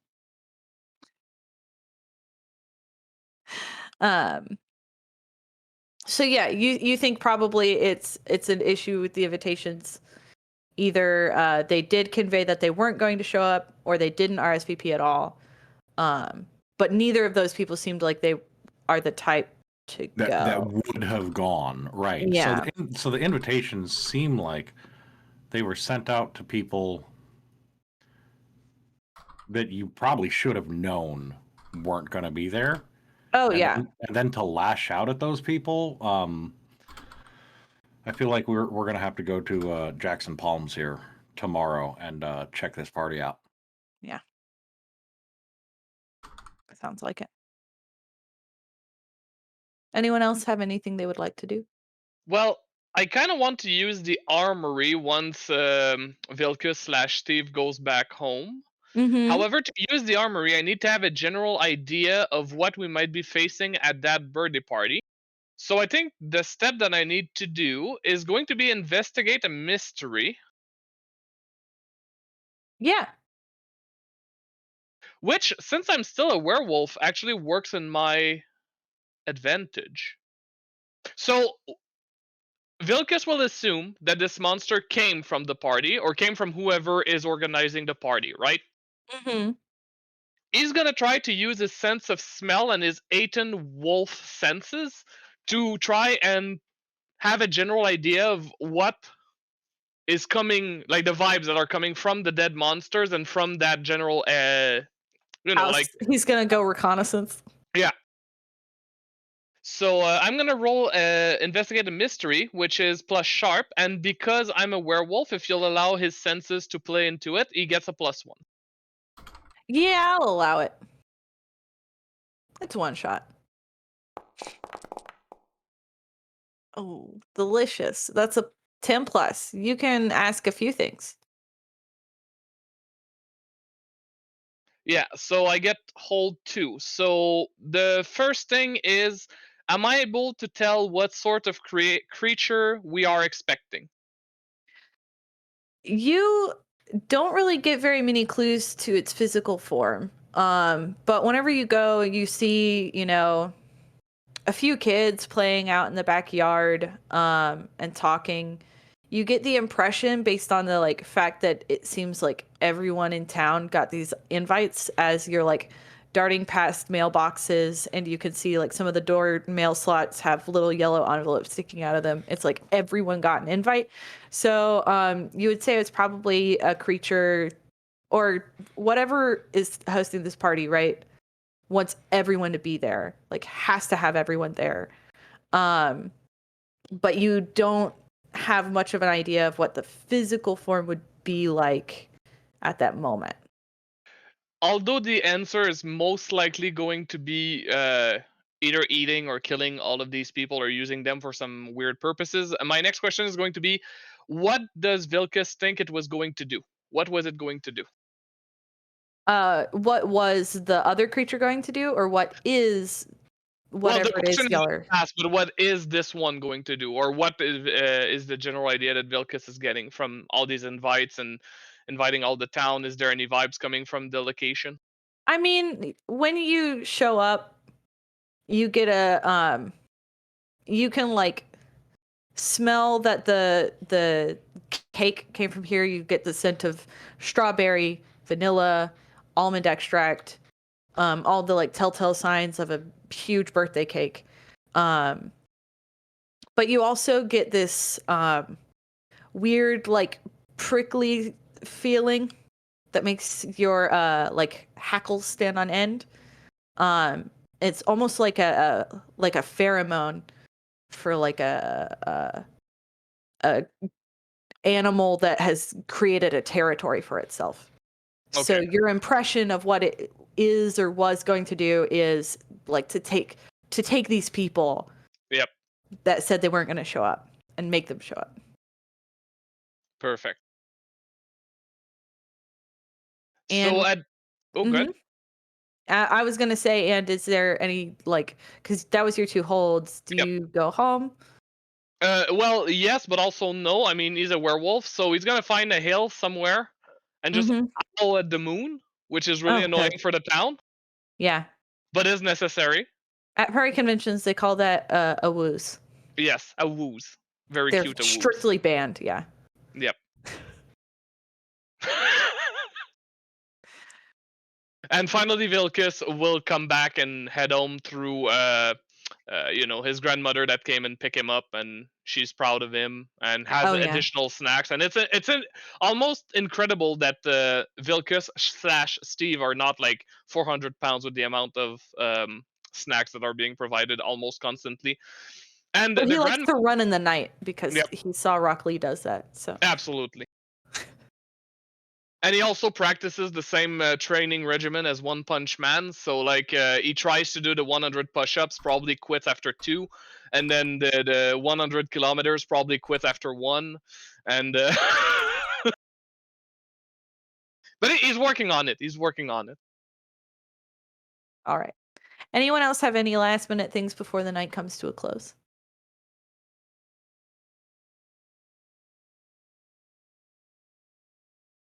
All right. Are we good with taking break 5 minutes early? Yeah.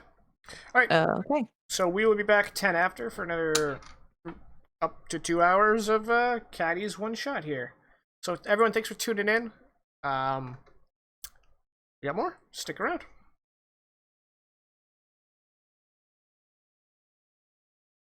All right, we're back.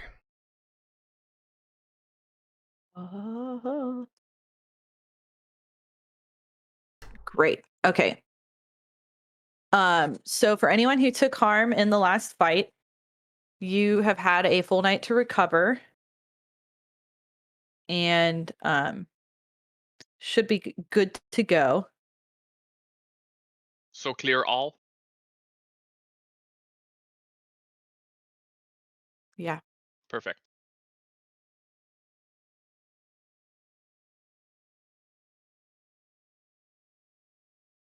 And that includes Jenna as well. All right. Y'all wake in the morning. get together to work on what you have so far, pack up equipment. Are y'all taking the RV or going in separate vehicles this time?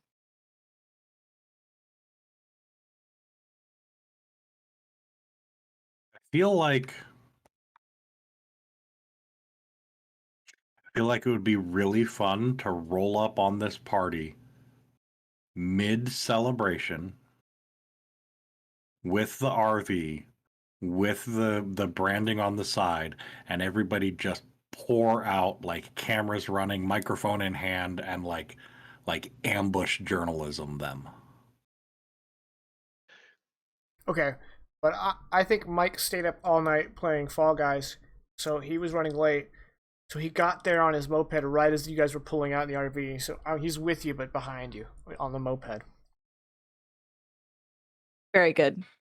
Question for you, Caddy. Mm-hmm. With the armory, I have a stockpile of mystical and rare monster killing weapons and items. If you need a special weapon, roll plus weird. On a 10 plus, you have it, and plenty of it for that matter. 7 and 9, you have it, but only the minimum. And on a miss, you got the wrong thing. I'm not sure of what the monster we're facing is, but can I still make a roll before we roll up there? Yeah. Okay. Yeah, of course. I'm gonna let you use your stuff. Like a freaking cake knife. Maybe. Oh, you're about to roll. Turn off the thing. I mean, I got a 13!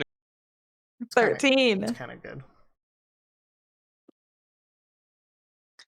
On a 10 plus, what was that again? On a 10 plus, you have it, and plenty of it of that, if that matters. So I'm assuming that in this case, well, I'll let you explain it, but I was assuming that he probably brings a bunch of weapons that he thinks are relevant to birthday parties type monsters.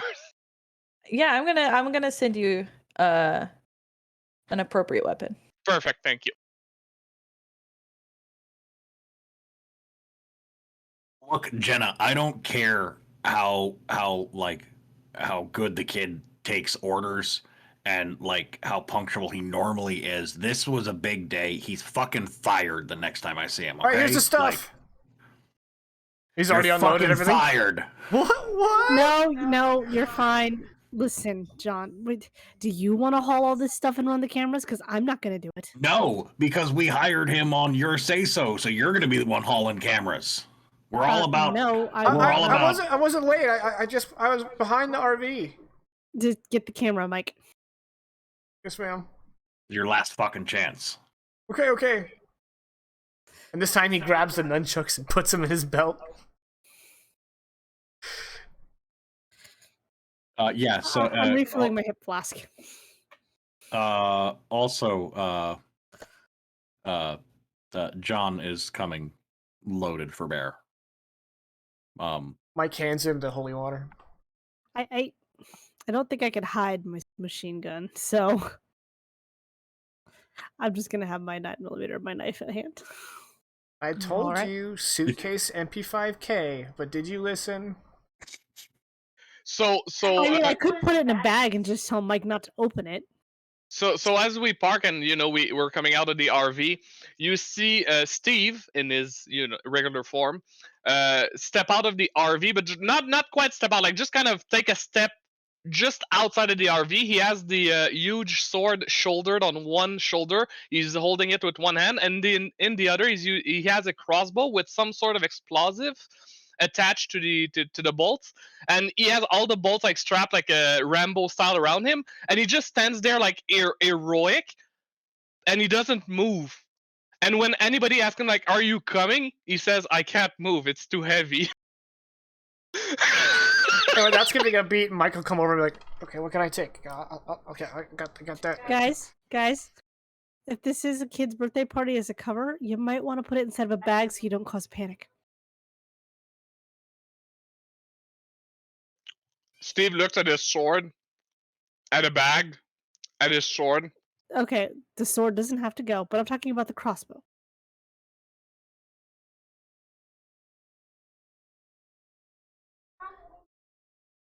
Yeah, the last birthday party I went to didn't have any crossbows.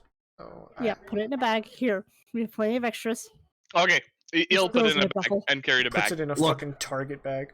Look, Look, kid, I don't need all the sordid little details of your shitty childhood and your birthday parties that didn't have crossbows, okay? I don't give a fuck. I mean, mine had crossbows Sorry, Mr. Johnson. and shuriken. I Well, still there don't know you go. what a shuriken is.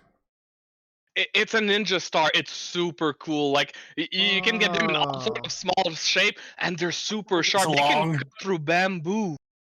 Did you bring any of those? Crap.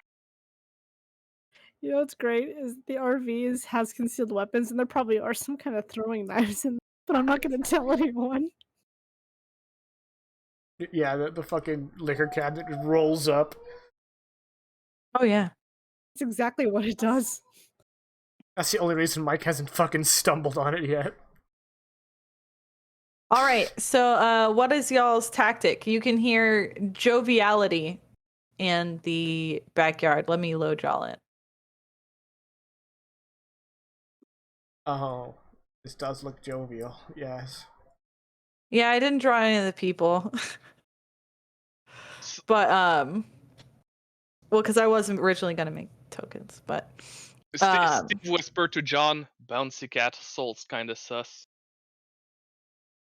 as y'all like peer through the fence, you see a bouncy castle, a group of children playing yard games, and with hula hoops. There is a small girl that you imagine is probably the birthday girl. She's got a big yellow dress on and a tiara, and she's shouting at everyone else about how to play the game and what to do.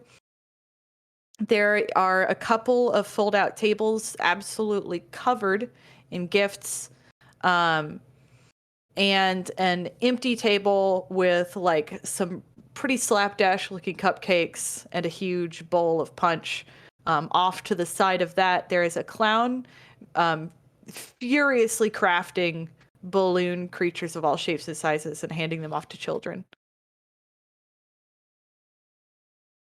I Um, retract my statement. The clown's kinda sus.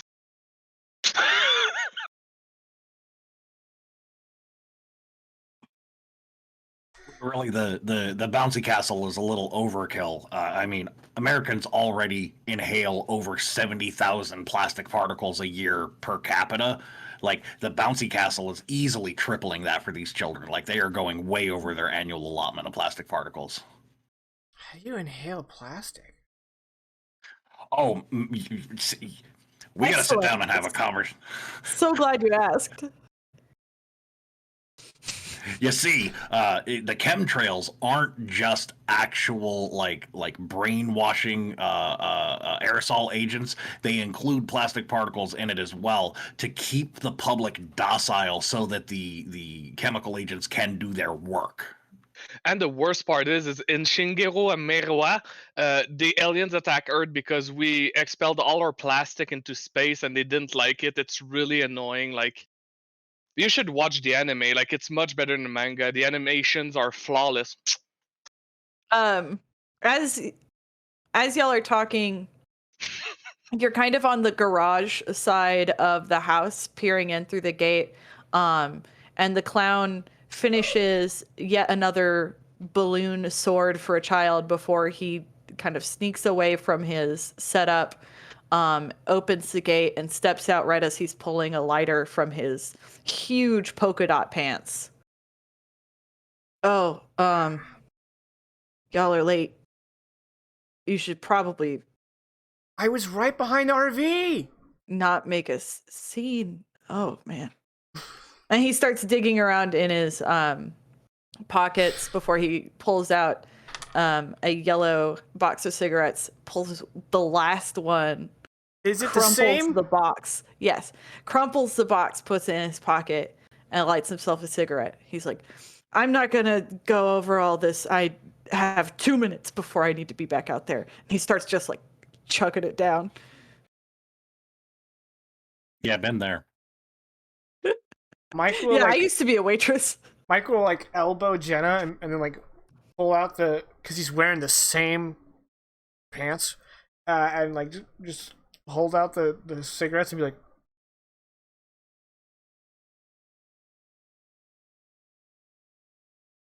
I'm looking, put him back in his pocket. He's like, I gotcha.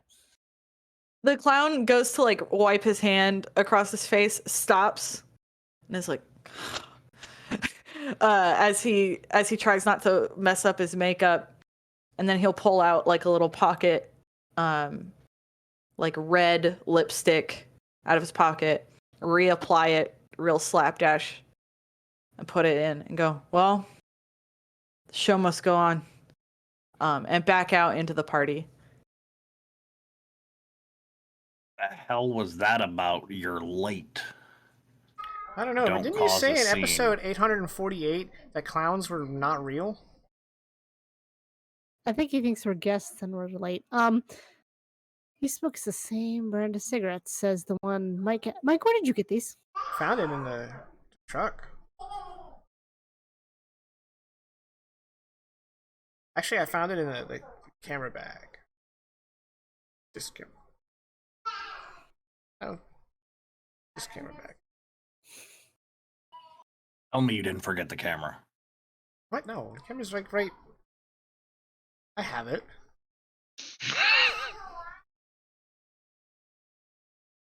Fucking fired.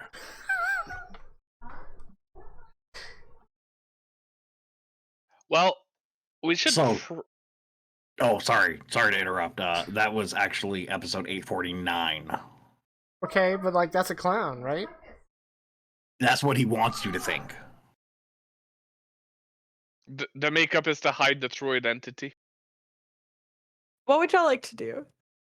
Well, I noticed invest. that there was no cake at the party. Just I some wanna roll to cupcakes that unpack looked this. like they were hash I pieces rolled thrown on together. deck.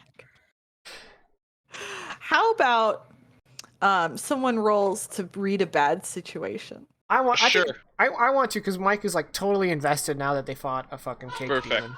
Yeah. If Go ahead, someone wants to help, they can try. Okay. I don't think I'm very sharp. Oh, I got a +1. If nobody's gonna help, Steve will help. But I suggest can- that anybody else help. I can help him. I've got a +2. Yeah. Roll cool. I don't know why you didn't just do it. I did. Yeah. Oh, well. So I get a +1. Mm-hmm. Here To read a bad goes. sitch. Ooh, 11. There you are. So with read a bad situation, you can find out what your best way in, what's my best way out, are there any dangers we haven't noticed, what's the biggest threat, what's most vulnerable to me, what's the best way to protect the victims. I get that. If you act on the answers, you get a +1 ongoing while it's relevant. Okay, and how many of these do I get? On a 10+, you hold 3. Ooh, okay. What are there any dangers we haven't noticed? For sure. The obvious danger you feel like if you were going to have to fight anything at this party, you would have said like, oh, well, there's some angsty looking teenager like playing with a lighter. That feels like the obvious choice, right?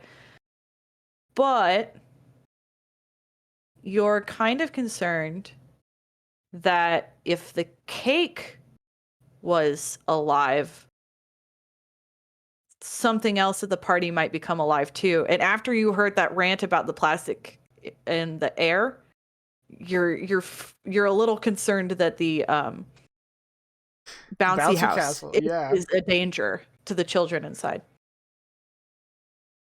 Okay, what's the best way in? The obvious choice would be either to cut through the house or enter through the gate. But you could always climb the fence behind the bouncy house if you wanted to get in discreetly.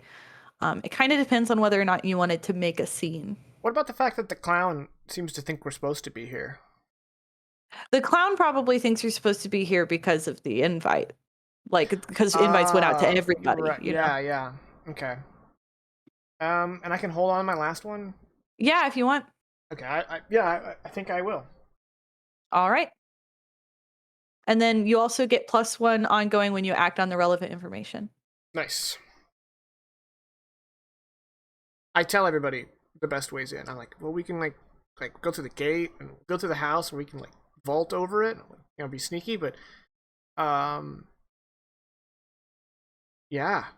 Steve is gonna say, well, as a if this was an anime, the entranceway is gonna be better. But actually, we're not an anime. We're a show.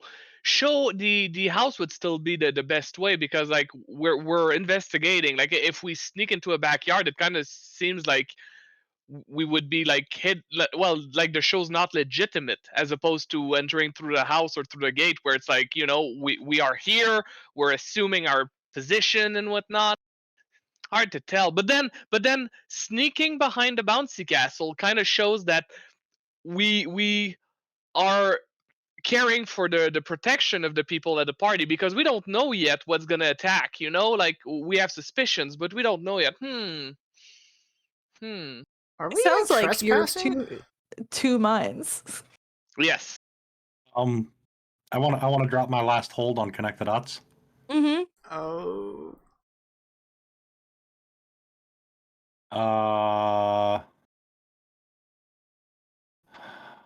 Oh man, there's two things I want to do here.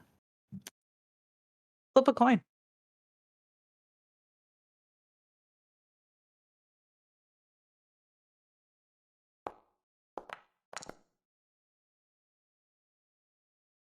How does this mystery connect to the bigger picture? Ooh. While you do that, I'm gonna test something. That's hard because y'all don't have like an ongoing Yeah. campaign. If you do 1DC, you actually flip a coin, like instead of rolling a D2.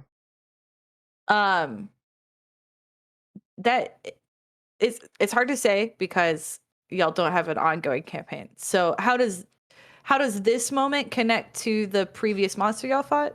I'm just want to make sure I'm answering your question. That one's like that's a little obvious. So I'll go with my other question instead. When and where is the next big event in all of this occurring?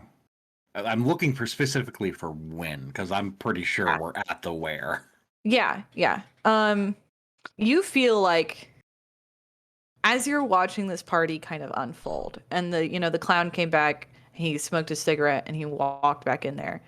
You can see burning in the little 9-year-old eyes of this child is pure hatred when this clown walks back in. She is furious. And you, being an insightful man, can tell every time this clown walks back in and out, a little bit of attention drifts away from her towards him. Just for a split second, and that's enough. So you think this clown's gonna push it too far any minute now, and that's gonna trigger something. You don't know what. You don't know what her hatred could possibly do, but you think like, this is a ticking kind of situation. All right, Mike's gonna hand the camera off to Jenna and be like, Jenna, I really gotta use the bathroom, so I'm just gonna. And on my way, like just going to the front door because it's a party, so it's probably unlocked. Just going to the front door and desperately searching for the bathroom. I want to use oops. Nice. Let me just.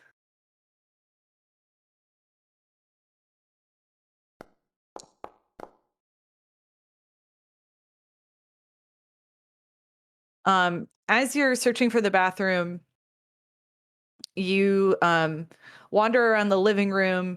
You kind of like stumble into a laundry area, and then passing through the laundry area, you go through the kitchen. Sitting on the counter thawing is a like raw shoulder steak in like the styrofoam and plastic packaging. Okay. After Mike takes care of business, he's just gonna swipe that. Because he thinks if it goes down, then Vilkas might get peckish. You know? Yeah. Good point. All right, so before we kick in any doors, and anyways, I started blasting. I just want to get everyone on the same page here. We are all we are all in agreement that very clearly this child is the result of an advanced DARPA gene editing program designed to develop psychokinetic and psychosocial and other psychotropic effects in others, right? Like that's where we're at. And Steve says with the most confidence ever, he just says, yes, absolutely. And then turns to Mike and go like, No, Mike's not there. He went to the bathroom. He's in the sorry, bathroom. Jenna, and go like, Rook. Jenna's just holding the camera. You got that running? Yes. She All right, and then- conveniently forgot to unmute it though. Okay. All right, so John will turn to the camera. All right, ladies and gentlemen, this is it. All of our research has led to this moment. We are narrowing down on our final target. This poor child. I can't even begin to explain the atrocities that were committed on this child and dozens of others by your government. So we're gonna do what needs to be done here, and we are going to save these children from themselves and from their evil military, medical, industrial overlords. And I mean, God bless you, one and all. And then he's gonna turn. He's gonna kick the gate in and step in. All right, fuck stains, let's do this. Of all the entry points, he chose wrong. All right, you kick the gate in, and the little birthday girl Queen Lizzie looks over at you. You can see practically see like flames coming out of her eyes as you shout a swear word at her birthday party. And she screams for her siblings, help! And slowly, if I can select and reveal, slowly starts to float in the air above you. From around her step 5 other children of varying ages. The teenager with the lighter is one of them, but there's also a girl with dark hair and a severe ballet bun, a kid with a baseball bat, a boy with his dog on a leash, Fight a fucking gang. Chill. and a toddler wearing fingerless gloves.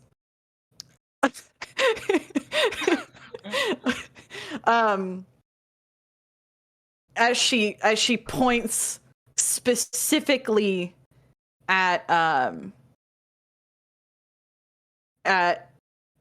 John and says, "Predator!" She points him out. Allegedly, that was we settled. The things are about to kick off. I imagine Mike has stepped out of the restroom and is grabbing a steak inside. Yeah. But I want to wait. I'm headed towards there. Yeah, looks out and sees the hovering child. Yeah. And the clown is standing there, multiple balloons in his hands, and he goes, "Oh fuck, I'm not getting paid."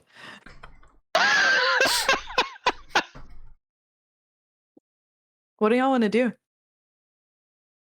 I have an opening move that's pretty fucking stupid, but I love the picture, so I'm gonna do it.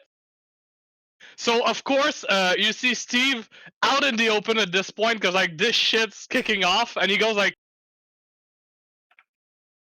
and transform into this werewolf again, like right behind John and next to Jenna. and then grabs a crossbow and shoots a fucking explosives at the kid. Roll to kick some ass. Jenna conveniently forgot to hold the camera on them, and it's off to the side. It's like off to the side, pointed to the ground. 11. Muttering something about paperwork. pretty So much. on a 10 plus, you gain the advantage, take 1 forward, or you inflict terrible harm, +1 harm. You suffer less harm, -1 harm, or you force them where you want them. I will force them where I want them by using the explosives to keep them back for now. All right. So I believe I gave you 3 harm, range, messy, and loud. Yes. So as you fire the explosives, Lizzie screams in fear, and 2. Let me just roll. Beep. I'm just using the oops button. 2 of the children dive in front of her to block the explosive arrows.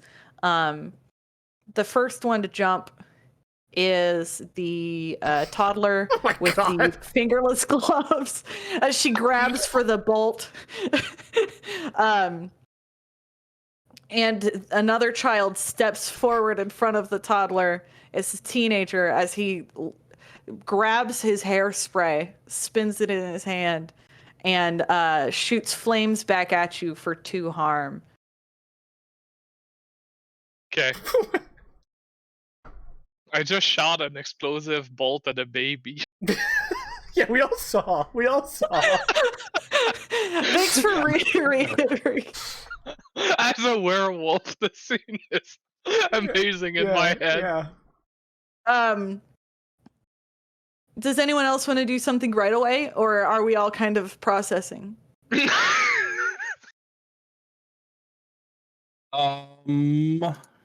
I was worried y'all would have qualms about fighting this. No.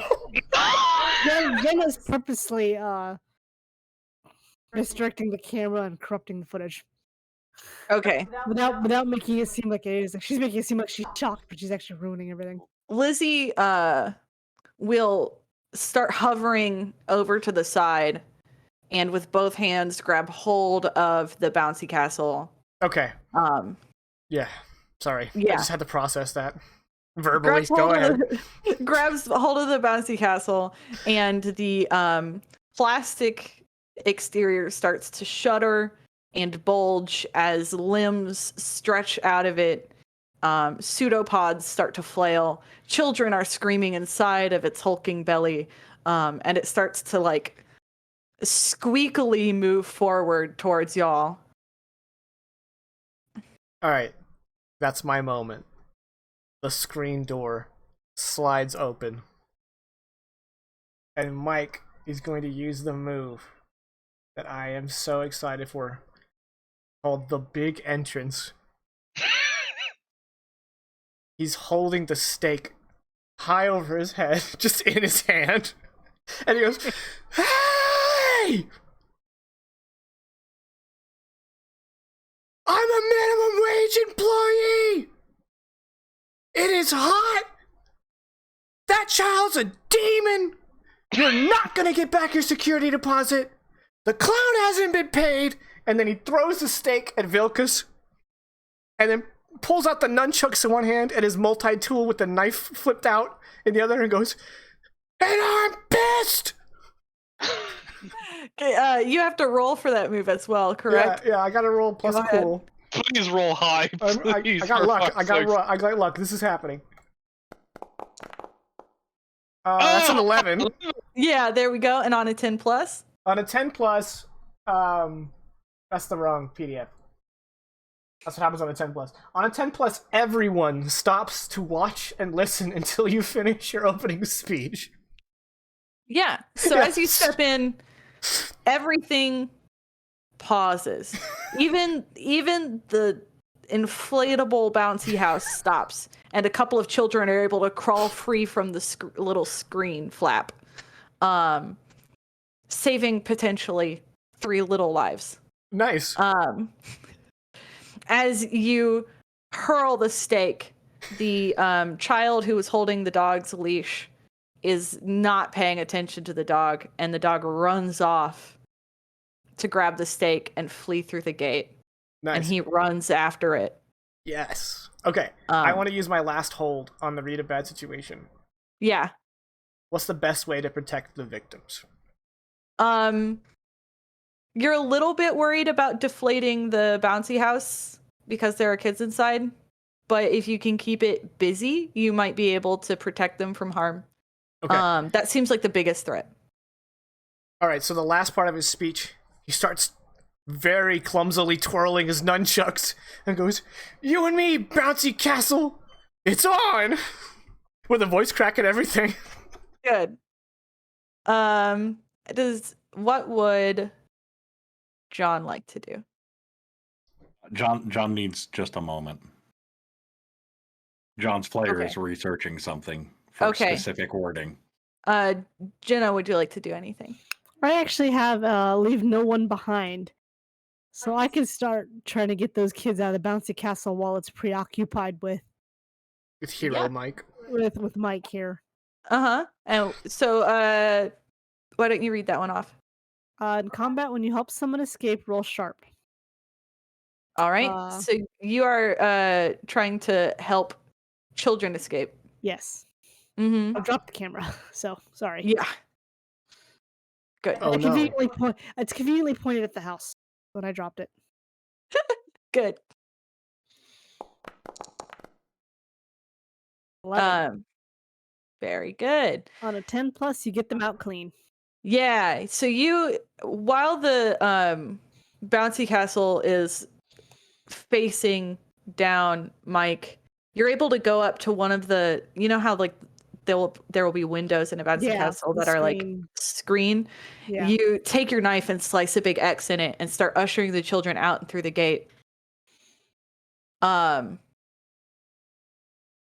you're able to get all of them out to safety. No problem. So all of the kids are out of here. Mike, were you gonna fight this, or would you rather let Vilkas go first? Funny. I have another move that's called scrolling down. What could go wrong? So, inspired by the anime he's seen muted on the second monitor every time he hangs out with Steve, he just like whipping the nunchuck around, just like ah, and is just charging at the bouncy castle. Yeah. Yeah. And when you charge into danger, I hold 2. Yeah. All right. Are you gonna kick some ass? Heck yes. Nice. All right, and my tough is +0. Let's go. Nailed it. That's a 3. Would you like to burn luck or mark experience? I think it would just be comedic if I got my ass whooped, so I'm gonna mark experience.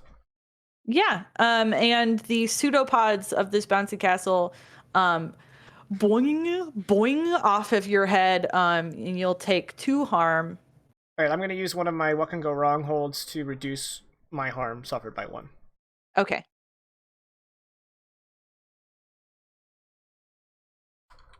As you get absolutely beat. Vilkas? I'm trying to find something to say before I attack again. So let's try something as silly as... So Vilkas is going to grab one of the ammo thing, put it back on top of the crossbow, and load it as he says, "The dragon rages within me." Yes. I love him so much. My brain just went Fate Unlimited Blade Works. I am the bone of my sword. Grab the sword that's in your heart. Yeah, there are a lot of those. Very, very good.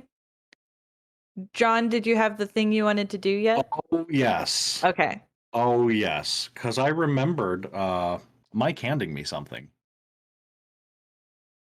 It was a jug of holy water. Mm-hmm. So John, with all this going on, it wants to lock eyes with Princess Lizzie Mhm.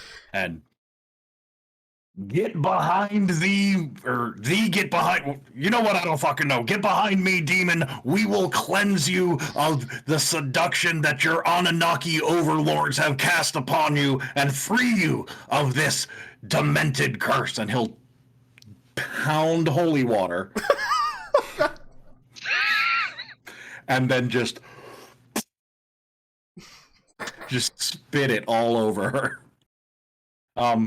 What I am trying to do is I have read a lot of literature about the Anunnaki and how they have infiltrated the upper echelons of our government, and how to cleanse people of their grasp.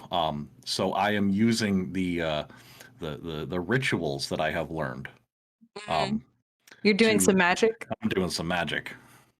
Yeah. Go ahead and roll weird. I would love to. I'm gonna do that. Because that was definitely a weird thing to do. On a 12, the magic works without issue. You choose your effect. No glitch. Swag. I would like to banish a spirit or curse from the person.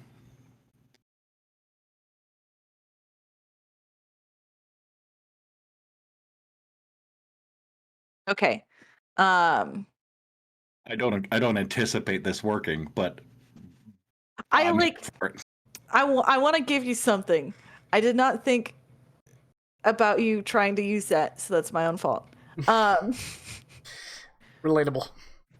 What I'll say is, as you spit, you remove a curse, but it is not from the girl Lizzie. Rather, because you spray kind of generally in her direction, because you had to run up to do so. Let me just remember to mark this. As you do so, you hit the teenager with the impromptu flamethrower. It's a water And- gun. And his eyes like blink clear. He's like, oh my God. And he like drops his stuff and backs away. You've cleared Lizzie's curse from him. I'll take it. Hell yeah. All right. John J. Johnson reaching the youth. We do not want that. I'm hip. I'm Based not, on the things he said. I am not a sussy little baka, okay? Can I get a voice recording of that, please? Can we can make add it a that to the quote. quotes? Yeah. I don't know how to spell it. So someone else who knows how to spell it can do it, because you're all mods. I'm gonna BAKA. Sussy, SUSSY. Sussy little baka. Wait, I have a chart for this actually. Okay, so I am not a sussy little baka. Mm-hmm. Yep.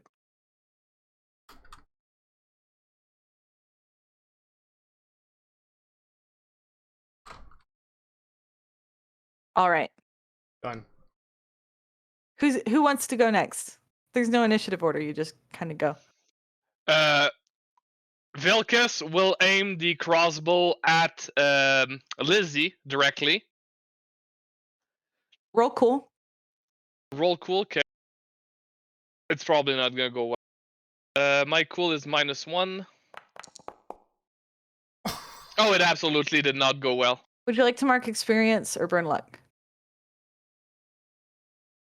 I don't know what the outcome is gonna be, so I'm gonna let it fail and take the experience. All right.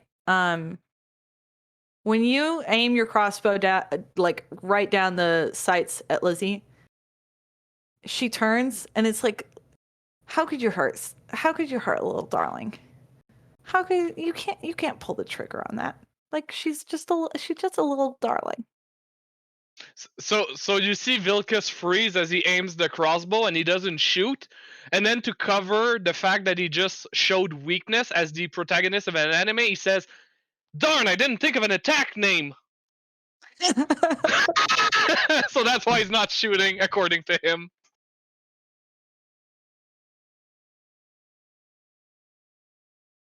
All right. Oh, well, I'm trying to save Mike from this. Yes. I got a knife, and it's made of. It's full of air, so I'm just gonna start stabbing. All right. Kick some ass. Yeah. Save me, federal mama. Oh no. Don't make me regret this. I didn't say that in character. 8. 8. On an 8, y'all exchange harm. So as you stab into its plasticky flesh and slash open the side so that the air is forced to escape, it collapses on you, causing 2 damage as you crawl away from underneath the plastic. Yes. I'm gonna use my last hold to reduce her damage by 1. Oh, All okay. right. Is it As you're fleeing it, Okay. Mike grabs your arms and pulls. So it would be 2 harm. Now it's 1 harm, and I believe you have armor. I do. Nice. Sewn into my suit. Literally a support character. Love it.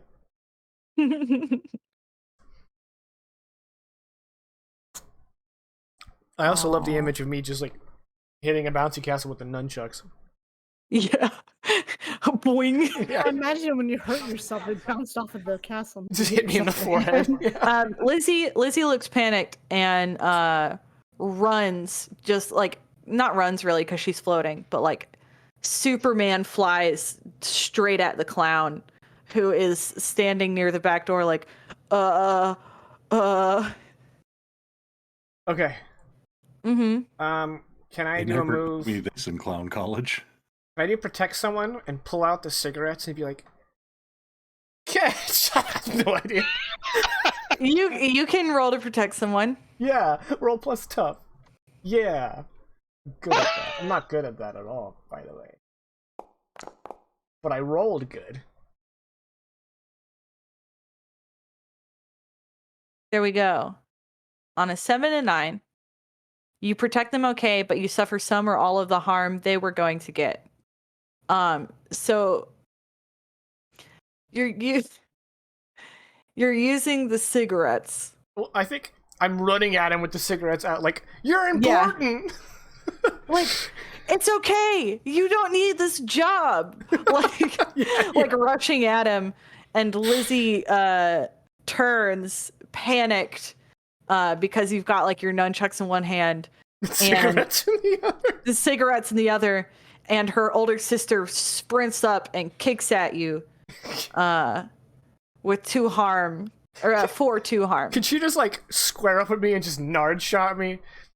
Oh yeah. And Mike Oh, just like yeah. doubles up. Yes, for sure. Mark 2 harm. Yeah, done. Easy.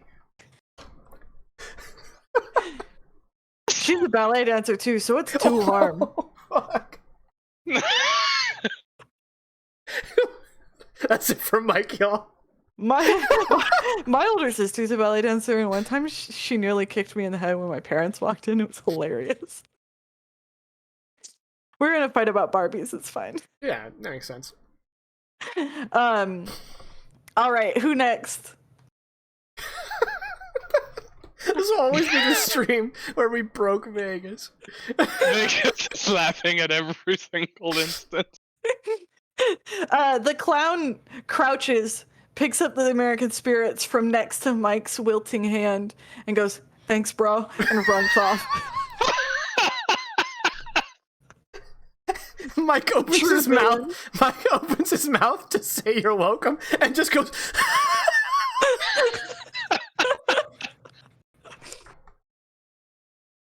Fuck's sake.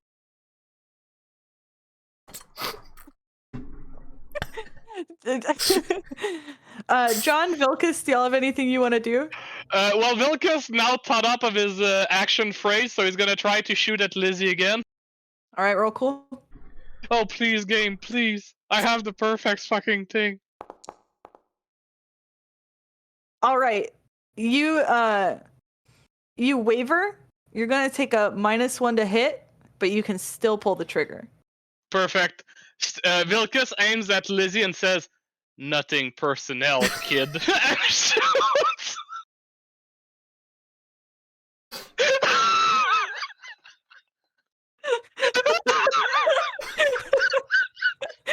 Okay.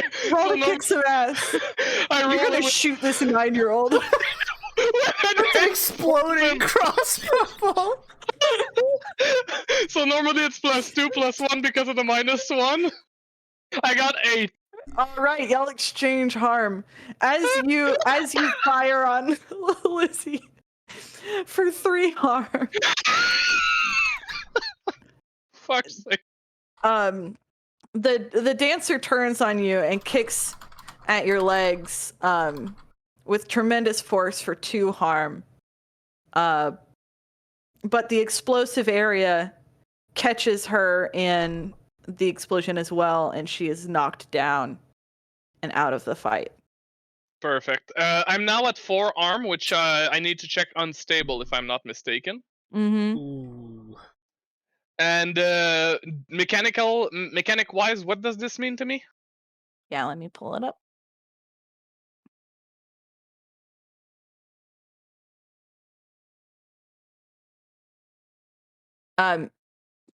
Whoop.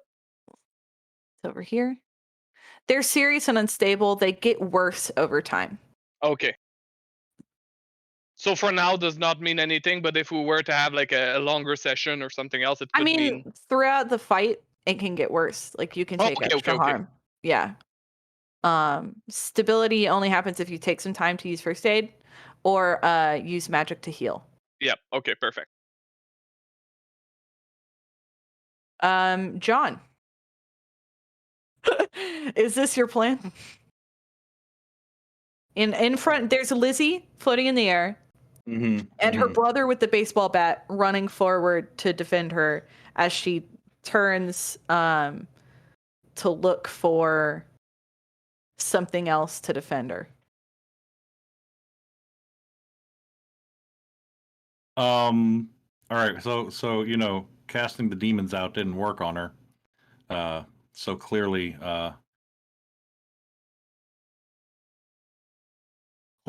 she's too far gone, and the 5G has done its work. So she can't. She can't be saved. So. And like exploding arrows aren't doing it. So John's gonna reach into his frumpy sports coat, into the inside pocket, and pull out his garrote. Why do you have a garrote? What is wrong with you? And he's gonna jump into the air, and sorry, kid, but you gotta fucking aiming for Lizzie. Yeah. Real cool. I don't remember what my cool is. There it is. Yeah. There you go. You're able to attack without issue. Roll to kick some ass. Roll to kick some ass. Tough. That's a -1.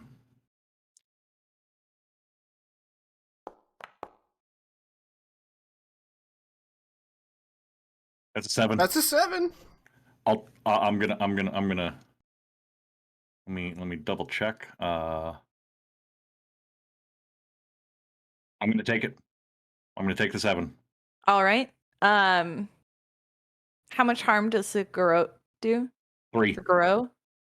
3? 3. Yep. It is Okay. 3 intimate. As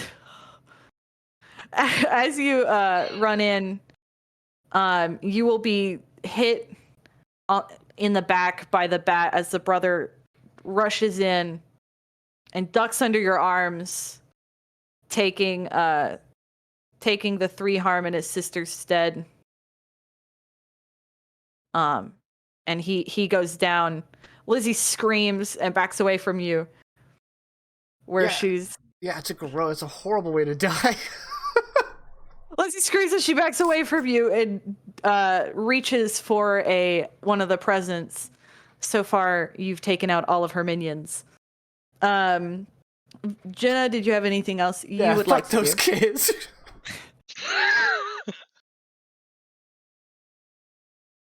Oh, I'm not attacking her. Shoot.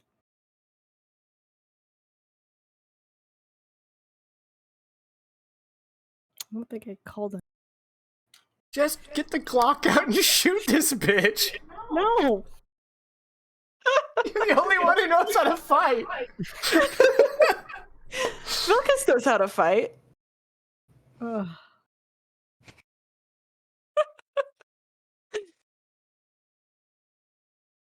You know what? I'm gonna head for the RV and see if there's anything I could use to get her out of the air. In the weapons cache. Oh, yes, Yeah, the I weapons believe you have to cache. roll for the armory, correct? What was that roll again?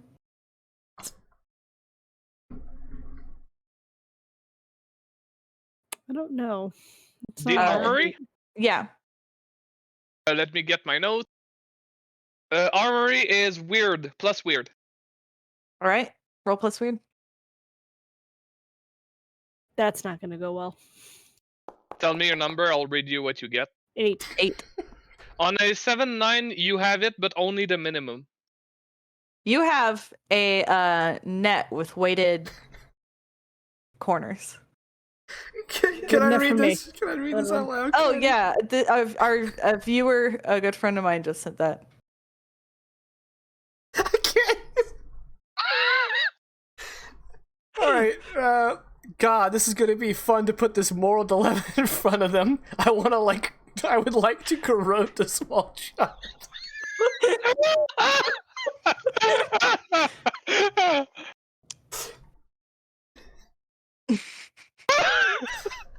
I like I love how y'all. John is like pretty much decapitated a teenager, and Jen is like, "I'm not gonna shoot this kid. That would be extreme." Paperwork. So you found a weighted net. It does not do harm, but you're hoping you can throw it over her if you get close enough. Yeah. Okay. Unfortunately, you do not have a launcher. Okay.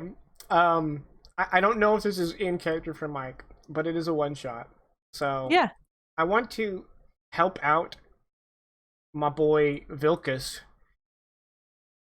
You know, Mike's racially ambiguous face is covered in tears, and he's still just on the ground, fetal position, holding his groin, and with like pained breath, he goes, "Vilkas, we're friends. Don't believe in yourself. Believe in me who believes in you." I think this is perfectly in character. Oh, I gotta roll that, right? Mm-hmm. Okay. What is it? Plus cool. Okay, I got a +2 on the cool. 8. There you go. On a 7 to 9 to help out, your help grants +1 to the roll, but you expose yourself to trouble or danger. I mean, so, I'm just a curled up little boy.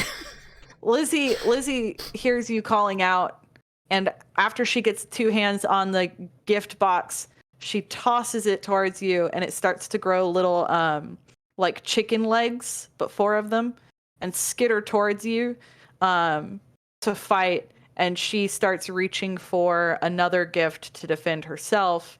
Vilkas, what you get a +1 to the thing you want to do. Position unmoved. Mike sees this thing moving towards him and just goes, "Oh darn."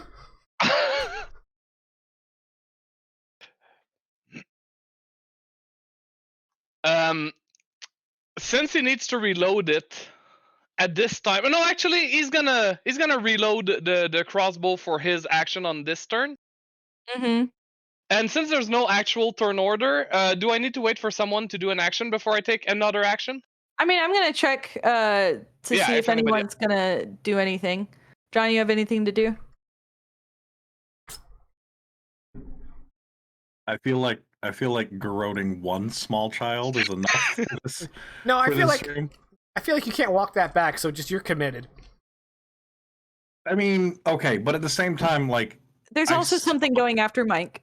right? I saw like presents sprouting legs, and she's reaching for another one. Mhm. So I kind of want. Because I did say initially John was coming in loaded full bear. For bear, yeah. So he's got the garrote in the one hand and just gonna reach back on his back and pull off the sawed off he has. God. And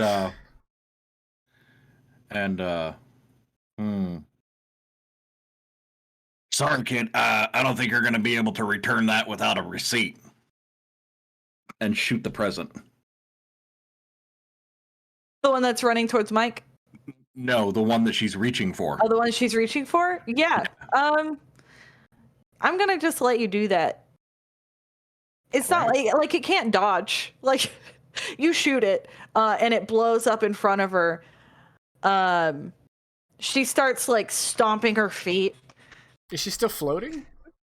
Yeah, it's not super effective. She's like air stomping. She's like, no, it's my day. It's my special day. As she starts to scream hysterically.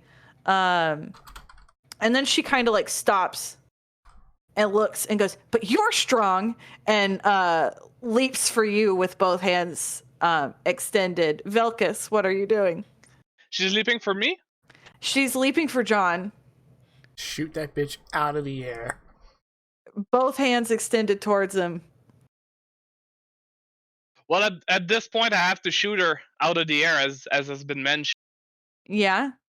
However, it is important that Vilkus, before he shoots, right? Like, she's running, but he's taking the time. He's grabbing the camera that's pointing at the house. He grabs it and he places himself in the frame with like the kid flying toward John, and he says, hatred and sorrow are power. They are yours to control. All you have to do is turn them into strength and use that strength to move forward. And then he drops the camera and shoots the crossbow, at least attempts to. I might have to roll cool before I can do it. Cool. I love that because it's still muted too. I would like to spend luck. Yeah. You're able to pull the trigger on this 9-year-old. I'm gonna That's 9-year-old. That's Yeah, it has to go into the quotes too. Roll to kick some ass. Yeah, 7 to 9. Y'all exchange harm. So that's 3 harm. Yep. Okay. I would like to. This is. oh shit. I didn't actually do the fucking quote thing. I would like to quote unquote protect another, protecting Vilkus, but it's not really necessarily like a selfless protecting thing, because like I feel like John turns around, sees what he's doing, and goes, no, and because it's exploding, John is trying to jump out of the way of the explosion, but accidentally like takes the harm meant for Vilkus. Yeah. Protect Protect someone? Yes. That's tough. That's wonderful. That's a -1. I'm gonna spend a luck. Okay. You can choose an extra. I'm off of the extras. You suffer little harm. All impending danger is focused on you. You inflict harm on the enemy, or you'll hold the enemy back. I would like to say, because I was jumping out of the way, I suffer little harm. All right. You suffer 1 harm. And I suffer none because he did that, right? Mm-hmm. Perfect. And Lizzie has been exploded. Congratulations, you solved my kill a small child puzzle. Okay. What happens to the present coming at me? As she's like defeated, the little legs go limp and then like disintegrate into ash. Okay. Mike staggers to his feet, still buck-kneed, and looks around for the kid's parents. You don't see any parents. Is there no one here? Aww. Okay. I reach into my messenger bag that was for all the camera equipment, and I pull out this clipboard. I'm like, anyone see that clown? He's got a sign and release for him.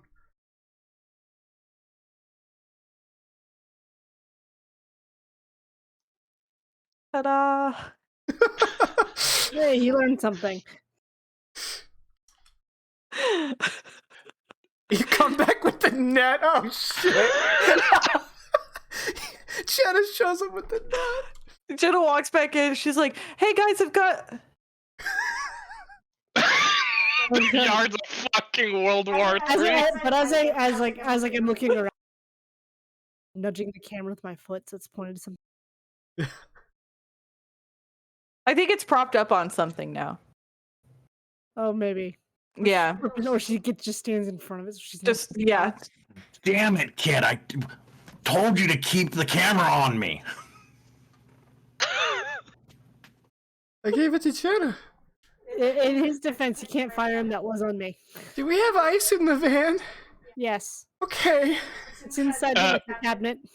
As you Okay. walk, as you walk past It's like a nice Vilkas, fridge.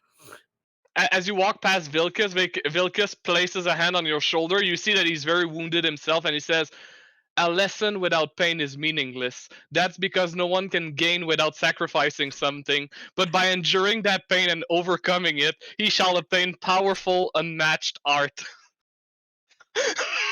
Okay. Thanks, Steve. Vilkas, mark another harm for your unstable wound. Okay. Yeah. Jenna, the liquor cabinet's just a bunch of weapons right now. Oh shit. I go back in there and fix it. What were you gonna say, Elena?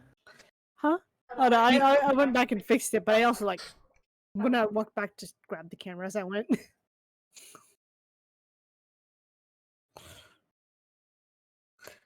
Jenna, What? do I get to lose my job? Yes. Oh, No. So wait, do you get to lose your job? yeah. Oh no, you're not losing your job. Okay. John, Vilkas is like bleeding out on the Yeah. backyard. He's trying to look tough, but he's sitting like on the one step up to the house, and he's just kind of slumping slowly as a werewolf.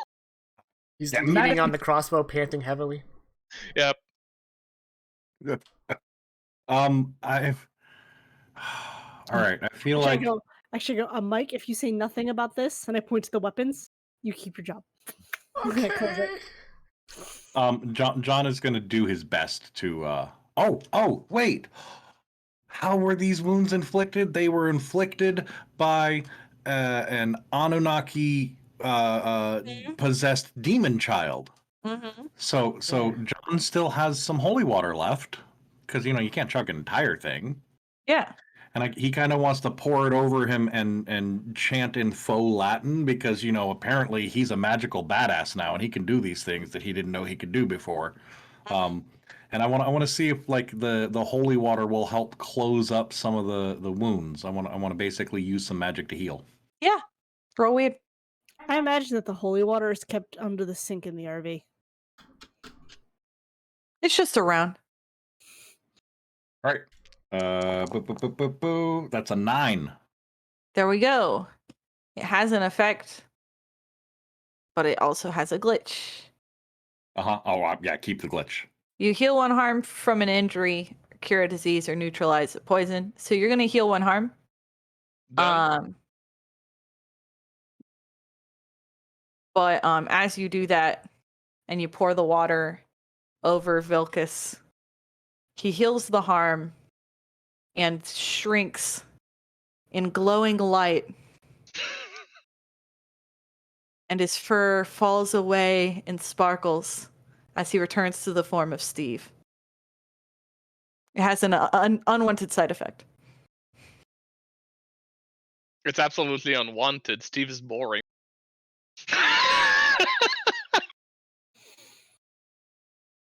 You've untransformed him.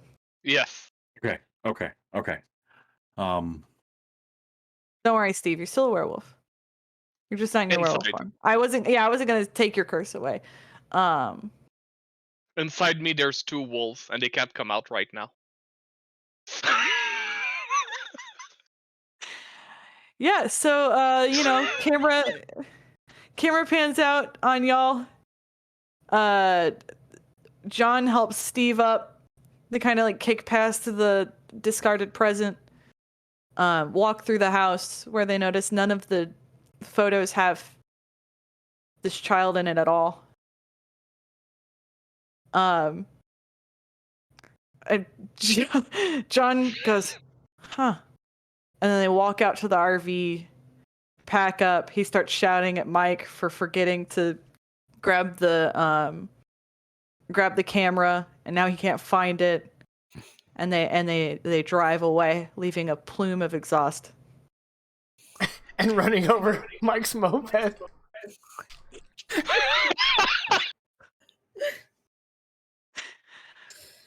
Yeah, that's all I had prepped. Well, as always, Caddy, that was fucking phenomenal. That was awesome. The friend who said the quote, I've been sending him updates on planning this one shot the whole time. And I was like, it'll be really funny to see if they'll actually want to like fight this child. So that's why he was like, you should have known. The first move of you thinking we might not find this child is me transforming into a werewolf and fucking exploding them. Look, you're just lucky I rolled for the 6th child. Whenever it was like, okay, who's gonna take the bullet for Lizzie? That one was probably the worst one to fight. The toddler. The baby? The Yeah, toddler? she can climb and bite. Yeah. So area weapons don't work. Yeah. Well, that was great. All right, everybody, that's it for us. We will not be having a session. We will not have a stream next weekend, but we will have one the next, sparring any emergencies, and that one's going to be, what's it called? Vegas? The system? God, I can't remember to save my life. Hold on. It is Wired Neon Cities. Wired Neon Cities. Yeah. It's cyberpunk. Rules Light is an understatement. I love it. It's gonna be fun. Okay, everybody. Great. Y'all have a great night, great week. We'll see you. What's the date on that? What would that be? We'll see you on the 15th. Bye.